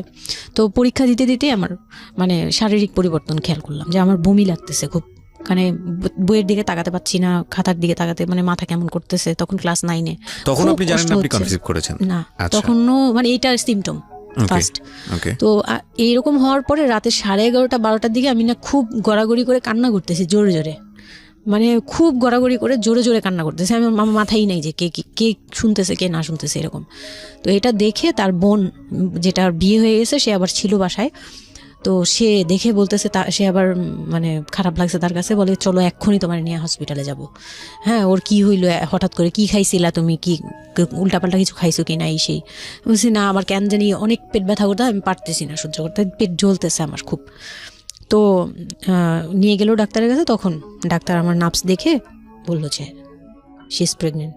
বাট 100% কনফার্ম করতে পারবেন না এমনিতে, তবে উনি আর কি ওনার মতো করে বলছে। আর তখন টেস্ট দিল একটা, যে রাতে নিয়ে যান, ইউরিন টেস্ট টাইপের একটা কিছু বাসায় করা যায়, ওই টাইপের একটা টেস্ট দিল। তো ওইটাই করলাম, বাসায় এসে করার পরে পজিটিভ আসছে, যেভাবে বলছে ওইভাবে করছি, করার পরে পজিটিভ আসছে। পজিটিভ আসার পরে মানে আমার কাছে যেটা মনে হচ্ছিল, যে আমি মানে এতটা খুশি হয়েছি, আমি কিন্তু বিয়ে নিয়েও খুশি না, আমার মনে হচ্ছে এটাই আমার অ্যাচিভমেন্ট লাইফের। আচ্ছা, এতটা খুশি হয়েছে আমি বলতে পারবো না কেন। এটা আসলে ন্যাচারালি আল্লাহ হয়তো প্রত্যেকটা মেয়ের মধ্যে এই বিষয়টা দিয়ে দেন, যে নইলে আসলে মা কেন, মানে মা তো মাই, এটা আসলে আল্লাহ গিফটেড, অফকোর্স দেখেন এরকম একটা ডিফিকাল্ট সিচুয়েশনের মধ্যে যেখানে 13 বছর বয়সে ওর আসলে এই জিনিসটা ফিল করার কথা না, সেখানে ও ফিল করতেছে, এটা কিন্তু লজিকলেস ফিল, এবং এই ফিলটা সম্পূর্ণই ন্যাচারাল। ওকে, আমার কাছে তখন মনে হচ্ছিল কি যে আমার পেটে একটা জীবন্ত কিছু আছে, এক্স্যাক্টলি, মানে এইরকম ফিল হচ্ছে। আর আমি এটাকে মানে একটা কিউরিওসিটিও, যে দেখি তো কি হয়, কতদিন পরে কি হবে, মানে এটা আস্তে আস্তে বড় হবে, এটা কি করবে পেটে, এটা কিভাবে আসবে, মানে দুনিয়াতে কিভাবে আসবে, এটা এইগুলোও জানি না আমি, যে মানে এটা বড় হলে পরে এটা যে কিভাবে দুনিয়াতে আসবে। You feel like it's a game, কোন একটা খেলা, খুব মজার একটা খেলা, হ্যাঁ, যে আমি একটা কিছু পাইছি, এটা নিয়ে থাকা যাবে এখন, এরকম মনে হচ্ছিল তখন। খুব মানে খুব কেন জানি খুব আনন্দ, মানে মা হওয়ার ফিল না, কিন্তু এটা মা হওয়ার ফিল না, কিন্তু কিউরিওসিটির জায়গা থেকে কিছু একটা আছে আমার সাথে, আমি এটা নিয়েই থাকবো এখন, মানে আমি একটা কিছু পাইছি এখন, আর আমি একা না, এরকম মনে হচ্ছে। তো আমি না দৌড়ে দৌড়ে বের হয়ে বললাম কি, ওই যে বোনটা আমাকে রাতে নিয়ে গেছিলো ডাক্তারের কাছে, সে তো ছিল রাতে।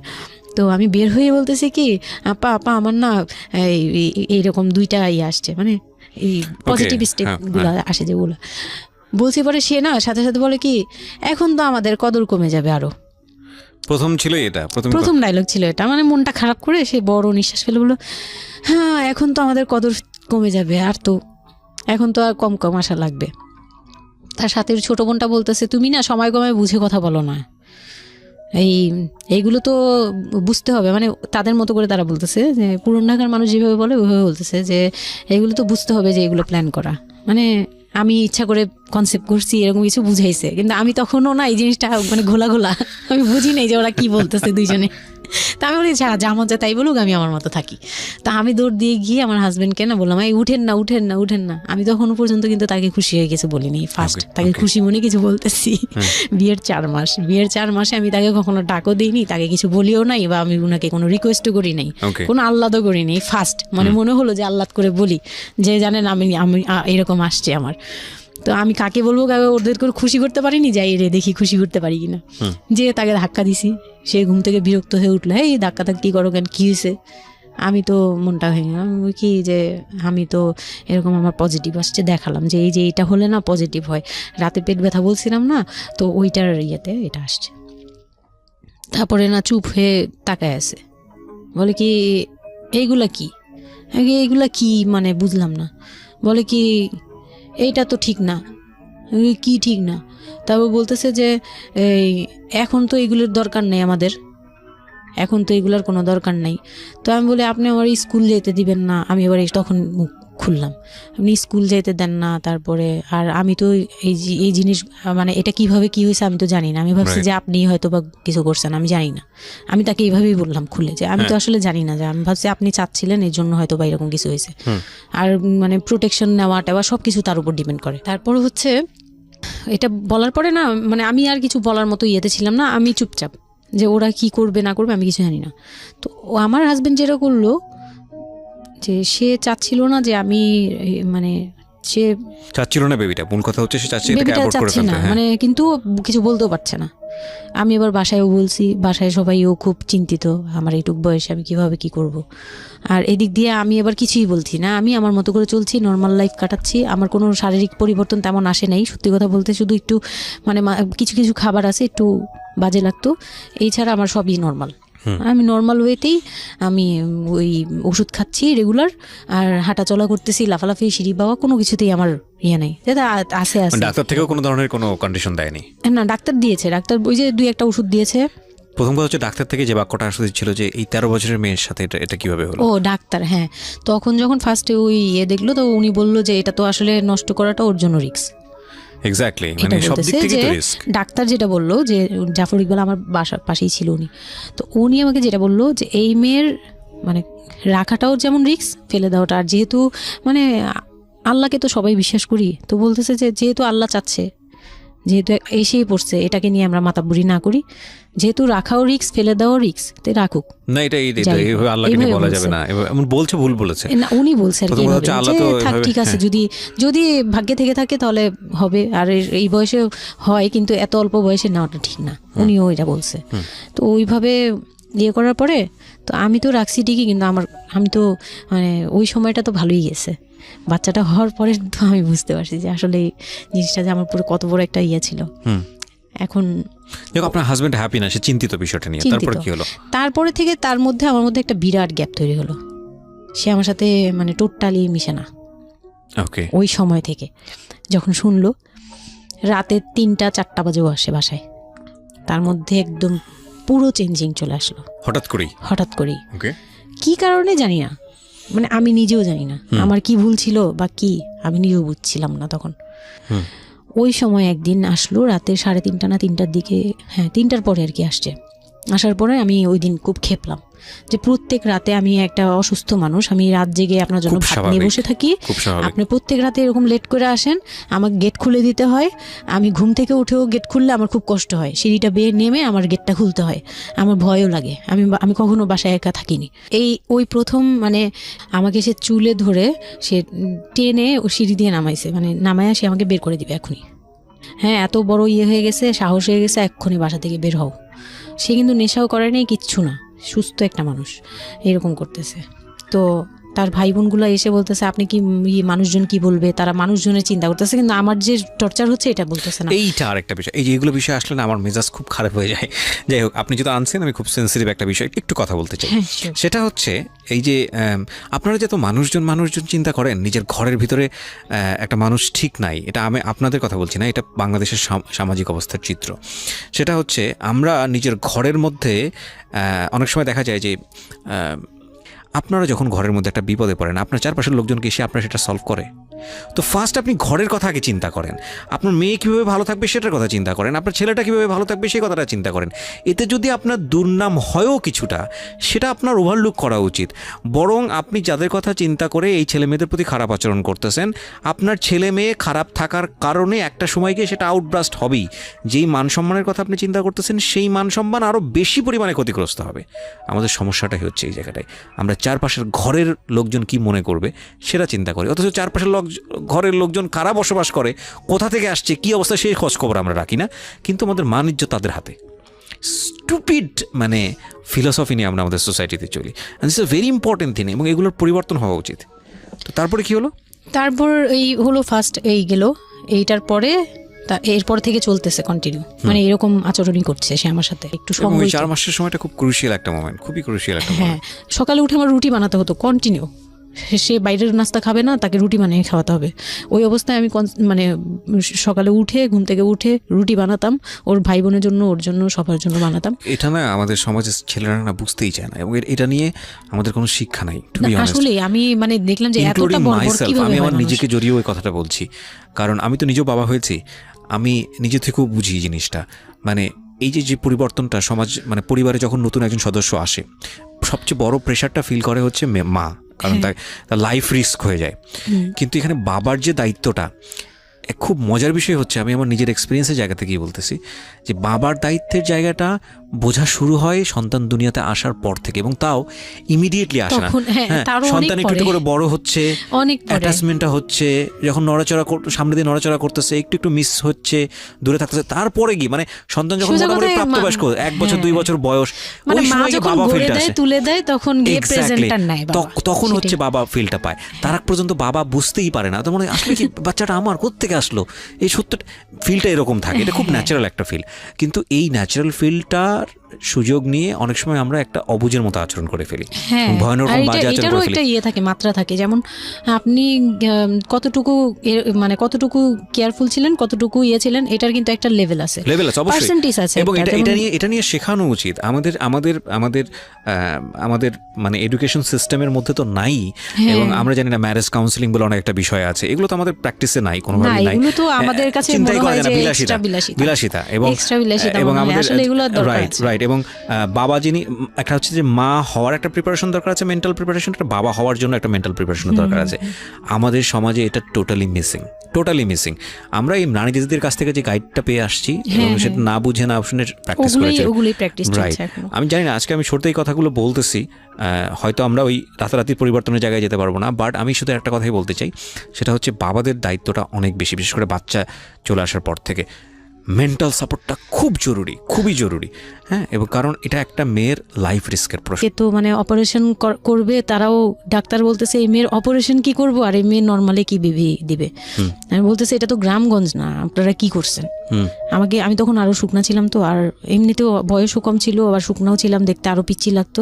বলতো যে অনেক দুর্বল, তো ও তো মানে ঠিক মতো টেক কেয়ারও করেন নাই বাসায়।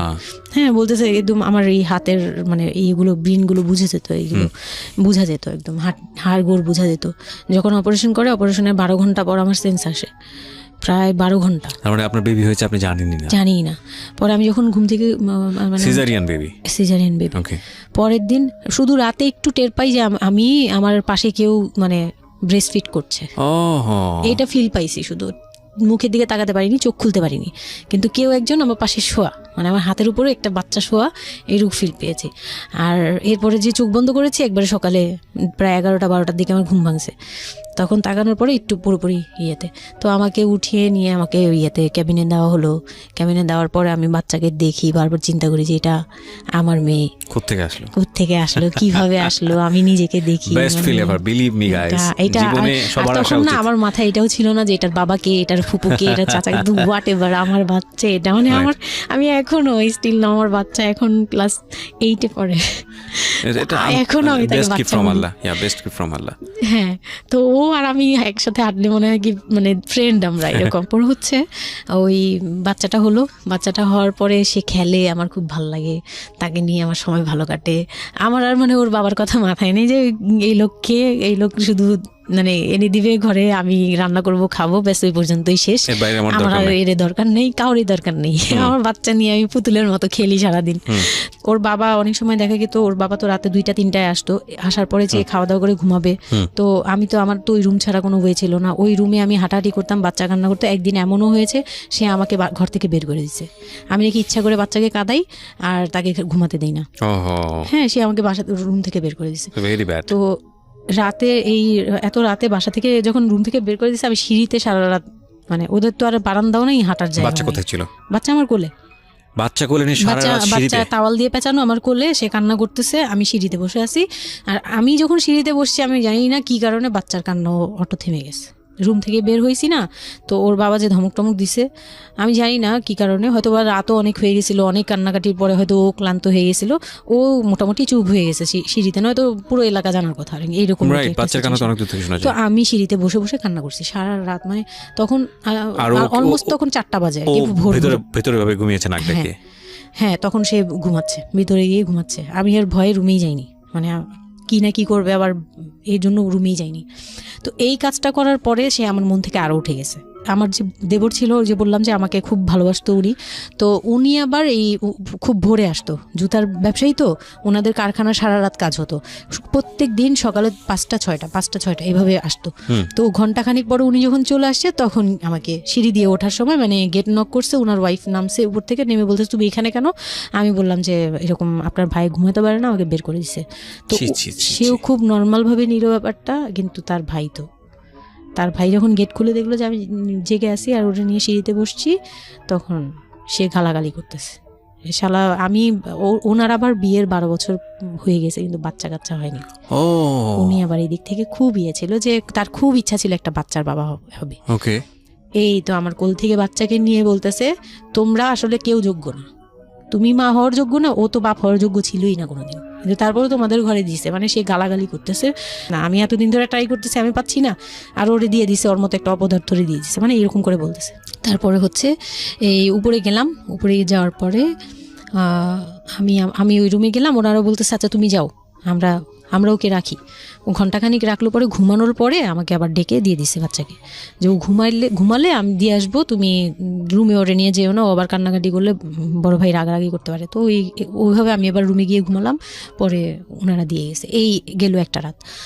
তারপর আমার বাচ্চাটা যখন 3-4 বছর হয়, মানে এইভাবে বাচ্চা কোলে আদর করতো, বাচ্চা নিত কোলে নিত না, বাচ্চা কোলে নিতে পারতো না।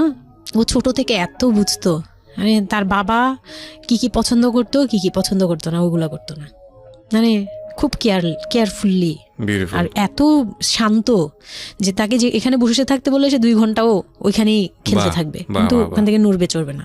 তো আমি চিন্তা করে দেখলাম কি আমি ইম্যাচিউর মাদার, তো তো হয়তো বা সৃষ্টিকর্তার জন্যই আমাকে এরকম একটা ভেবে দিয়েছে যে ওই তোমাকে বুঝুক। ইভেন নাও মানে এখন যে ও এত বড় হয়ে গেছে তারপরেও আমাকে অনেক কিছু বুঝায়, মানে সে আমার চেয়ে ভালো বুঝে, আমি বুঝি এটা। তো যাই হোক, ও যখন 3 বছর হলো, 3 বছর 3.5 বছর, তখনই আমি তাকে স্কুলে দিব। মানে এডিট পার্ট আর 15 মিনিট আছে। আচ্ছা, সো সুইচ করেন, হ্যাঁ, মূল বিষয়গুলো আনেন। তো ওখানে হচ্ছে 3 বছরের কালে আমি ওকে স্কুলে দিলাম। স্কুলে দেওয়ার পরে আমি ওখান থেকে ওরে স্কুলে দিয়ে আমি নিজে ভর্তি হলাম ইয়েতে, ওপেন ইউনিভার্সিটি, মানে বুঝতে পেরেছি, উন্মুক্ত বিশ্ববিদ্যালয়। হ্যাঁ, ক্লাস 9-এ ভর্তি হলাম। তো ও পড়াশোনা করে, আমিও করি। বাসায় বা আশপাশের সবাই আমাকে নানান ধরনের কথা বলে যে মা মেয়ে একসাথে স্কুল ব্যাগ নিয়ে যায়, কেমন দেখা যায়। আমি বলছি যা মন চায় তাই দেখা যাক। আমার তখন আমি একটু ডেসপারেট হয়ে গেছিলাম। এটাই বলছিলাম যে এই ধরনের মেয়েরা সাধারণত জীবনের একটা পর্যায়ে মারাত্মক রকমের ডেসপারেট হয়ে যায়। এটা শুধু মেয়েরা বলবো না, মানুষ বলবো আমি। তো আমি নিজে ইংলিশ মিডিয়ামে পড়ছি, তো মানে খুব বেশি বয়সগুলো পার হয়, ভালো লাগে না। তো বাংলা মিডিয়ামে দিলাম। শিশু শ্রেণী থেকে 1-এ উঠে গেল 4 বছর বয়সে। এইভাবে করে সে উঠতেছে, মানে সে খুব ভালো রেজাল্ট করে। আমারও খুব মজা লাগতে লাগলো। আমি তাকে পড়াই, নিজে পড়ি। 2জন মামে মিলে ওকে স্কুলে দিয়ে দেখা যায় আমি আমার কোচিংয়ে যাই। আমি আবার কোচিং করা শুরু করলাম। তো সেও খুব মজা পেত যে তোমার ব্যাগ আর আমার ব্যাগ, মানে ওয়েট করতো। খুব মজার একটা সময় ছিল যে 2জনের টিফিন নিয়ে যাচ্ছি। তো আমরা খুব মজা করে এরকম ক্লাস করতাম। ওর বাবার মাঝখানে একটু জেলাসি হলো, মানে মাঝে মাঝে খুব জেলাসি করতো। তো এইগুলো নিয়ে একটা পর্যায়ে যে বিয়ের প্রায় 6 বছর বা 7 বছর কালে তার বাবা এমনভাবে একটা লোন করলো, 8 লাখ টাকার একটা লোন করলো। আমি এটা বুঝতে পারিনি, আমি তখন মাত্র এসএসসি পাস। রিপন? হ্যাঁ, 8 লাখ টাকার লোন। 8 লাখ টাকার লোন ব্র্যাক ব্যাংক থেকে। ওকে, 8 লাখ টাকার একটা লোন করলো। আমি তখন জুয়া খেলে একদম কঠিন, তখন সে চরম পর্যায়ে চলে গেছে। বুঝে গেছি যা হওয়ার। বলেন তারপরে? পরে গিয়ে সে কি হলো কি, 8 লাখ টাকার একটা লোন নিবে, এটার জন্য বোর্ড সিগনেচার নাকি লাগে। আমি এটা জানতাম না। বউয়ের সিগনেচার লাগে? হ্যাঁ, বউয়ের সিগনেচার লাগে, মানে গ্রান্টর হিসেবে একটা বিজনেসম্যান, বড় বিজনেসম্যান আর একটা বোর, মানে বড় বিজনেসম্যান বা একটা দোকান বা একটা বাড়ি ইয়ে লাগে। তো কেউ তো রেফারেন্স দিবে না তাকে। ওই এক দোকানদার ভাইয়া ছিল, বড় ভাই, মুরব্বি টাইপের, বড় ভাই বলতো উনি। ওই লোকটা দিছে সিগনেচার, আর আমার সিগনেচার না তো কোনো ব্যাপারই না, কারণ আমাকে যা দিবে আমি তাই, আমার কি বা আছে আর আমার কাছে কি বা লিখে নিবে, মানে নাও একটা সিগনেচার দাও, তোমার কিছু হবে না, এটা জাস্ট একটা ফর্মালিটি, এভাবে বলছে। আমি সিগনেচার করে দিছি। সেদিন তো আমাকে সে কি জানি খাওয়ালো, মানে আমাকে খুব ভুলায় ভালায় সিগনেচার নিয়েছে। তারপরে থেকে শুরু হয়েছে আমার মানে লাইফের মানে আমি কত বড় ভুলটা করছি। তারপর থেকে সে নাই একবারে নাই। মানে সে বাসা ভাড়া নিয়েছিলাম এর মাঝখানে, এটা বলতে ভুলে গেছি যে আমার দেবর ননদের বিয়ে হওয়ার পরে ওই বাড়িটাতে, মানে ননদের বিয়ের জন্য ওই বাড়িতে হচ্ছিল না। পরে আমরা বাসা শিফট করে, মানে ওই বাসা ভাড়া দিয়ে অন্য একটা বাসায় ভাড়া গেছি ফ্ল্যাট নিয়ে ভাড়া যাওয়ার পরে ওই ননদের বিয়ে হওয়ার পরে তারপরে আবার যার যার মতো আলাদা আলাদা রুম নিয়ে থাকা, মানে বাসা নিয়ে থাকা। তো আমাকে যে ফ্ল্যাটটা নিয়ে দিয়েছিল, 1 রুমের ছোট্ট একটা ফ্ল্যাট, হ্যাঁ, ওই ফ্ল্যাটে ছিলাম। তো ওইখানে আমার এই যে সিগনেচারটা করায়, মানে ভাই বোন থেকে আলাদা হওয়ার পরে সে তার ভাই বোনকেও ভয় পেত এইসব ব্যাপারে। আচ্ছা, তো আমাকে তারা হাইড করছে যে সে জুয়া খেলে, যে এটা আমাকে বলেনি। তো আমি একদিন টের পাইছি কিভাবে, যে ঈদের দিন, মানে লাস্ট ঈদ, ওনার সাথে আমার লাস্ট, মানে লোনটা নেওয়ার আগ পর্যন্ত আপনি জানতেন না যে সে জুয়া খেলে? না, তখনও বুঝি নাই। তার আগে কিন্তু আমি এটা ধরছিও, কিন্তু ধরেও বুঝতে পারিনি। 8 লাখ টাকার যে ঘটনাটা, এটা থেকেই শুরু। মানে সে হচ্ছে এই 8 লাখ টাকার লোন নিয়ে চলে গেছে। 2 মাস 3 মাস একদম মানে টোটালি নাম্বার বন্ধ, সব বন্ধ। তারপরে ওই পরের মাস থেকে তো লোনের যে একটা ইয়ে থাকে, ইন্টারেস্ট সহ, যে ওইগুলোর জন্য তারা বাসায় পর্যন্ত চলে আসছে। এসে আমাকে অপমান করতেছে যে আপনি সহ জানেন, আপনি না জানলে এটা সম্ভবই না, আপনি জানেন, নয়তো আপনি সিগনেচার দিলেন কিভাবে, সিগনেচার কি না জেনে দিয়েছেন? তখন আমি কান্নাকাটি করে বলছি যে আমি আসলে এই বিষয়টা বুঝি নাই ভাইয়া। তো ওনাদেরকে বলার পরে ওনারা বুঝছে যে আসলে ঘটনাটা এরকমই। তো প্রায় 6-7 মাস যাওয়ার পরে দেখি উনি আর আসেই না। তারপর আমি বাসা চেঞ্জ করে আমার বোনের সাথে বাসা নিলাম, রুম নিলাম। একটা রুম নিয়ে মেয়েকে নিয়ে খুব কষ্ট করে থাকি। আমি একটা জব নিলাম ভালো একটা কোম্পানিতে। তখন আমি এসএসসি পাস। তো এসএসসি পাশের সার্টিফিকেট নিয়ে একমাত্র মার্কেটিং সেলসে জব হয়, এছাড়া কিন্তু আর কোথাও ভালো জব হয় না। আমি খোঁজ খবর নিয়ে দেখলাম যে না, মার্কেটিং এর সেলসে যেহেতু জব আছে, তো ইউনিলিভারের খুব ভালো একটা পজিশনেই জব নিলাম সেলসে। জব নিলাম পরে মোটামুটি 10-12 হাজার টাকার মতো স্যালারি ছিল, ওটা দিয়েই চলতাম। মেয়েকে নিয়ে বাড়ি ভাড়া দিতাম 4-4.5 জামাই কোথায় ওই সময় আপনি জানেন না? না, আমি যখন তারপর হুট করে একদিন আসছে, এসে তারপর দেখি ঘরে বসে থাকে, সারাক্ষণ ঘরে বসে থাকে, ব্যাংকের লোক আসবে শুনলেই বের হয়ে যায়। আর বের হয়ে আবার 2-3 দিন থাকে না, আবার আসে, মানে একটা কেমন খেলা, লুকোচুরি জীবন। হ্যাঁ, লুকোচুরি জীবন, বিজনেস শেষ, বিজনেস টিজনেস কিচ্ছু না। উনি থাকে, আমি রান্না করলে উনি খেয়ে চলে যায়। আর উনি যে খায়, মানে তখন জিজ্ঞেসও করে না যে মেয়ে খাইছে বা তুমি খাইছো কিনা, কিচ্ছু না। এটা উচ্ছন্ন জীবন এবং টেনশনলেস, কেমন জানি মানে একটা মানে পশু টাইপের হয়ে গেছিল, মানে বলতে গেলে গরু ছাগল যেরকম থাকে ওরকম। সে আসে যায়, ব্যাস এই পর্যন্তই। তো সে একটা টিভি কিনছিল আমার বিয়ের পরের থেকে, সে কোনো কিছু কিনে নাই, একটা টিভি কিনছিল। লাস্ট মানে যে ছোট লোকি পানাটা করছে সে, যেদিন আমার সাথে, আমি তো তার সাথে ঝগড়াও যেতাম না, তর্কেও যেতাম না, কোনো ধরনের ইয়েতেই যেতাম না। মানে ওই লোকটা এরপরে যে লাস্ট কাজটা করলো, যেটার উপর থেকে মানে পুরোপুরি মন থেকে উঠে গেল, যে একটা টিভি ছাড়া তার ঘরে কোনো কিছু কেনা ছিল না, সব আমার করা। মানে আমার গহনা গাটি বলেন, যাই বলেন ছিল, যাই ছিল টুকিটাকি সব আমার নিজের করা। শুধু ওই টিভিটা সে কিনছিল নিজের টাকায়।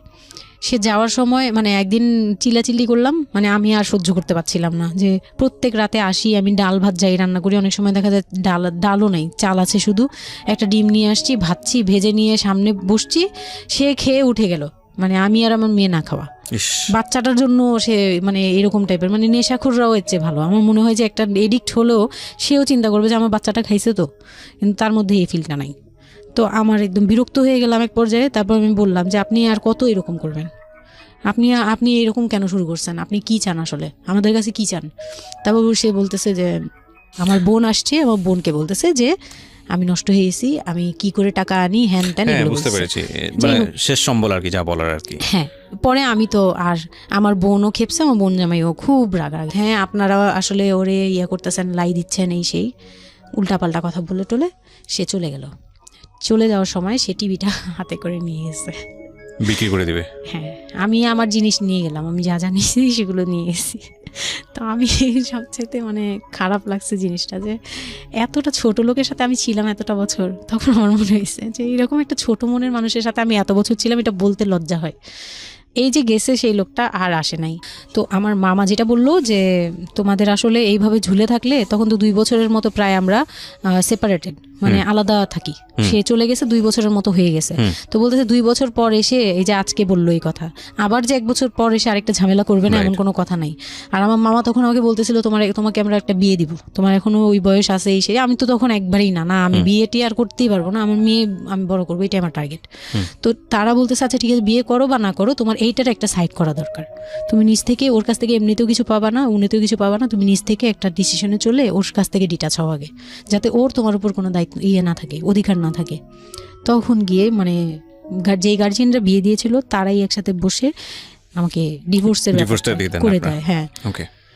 তো ডিভোর্স করার পর you feel bad for this, like আপনি ডিভোর্স দিয়ে দিচ্ছেন, ও মানুষটার প্রতি কোনো মায়া বা দয়া? না, বিন্দু মাত্র না। আমার কেন জানি এটা ফিল হয়নি, আমি নিজেও জানি না। সবাই বলে ডিভোর্সের সময়টা নাকি খুব, কিন্তু আমার কাছে মনে হচ্ছিল যে না, এটা একটা ভালো সমাধান।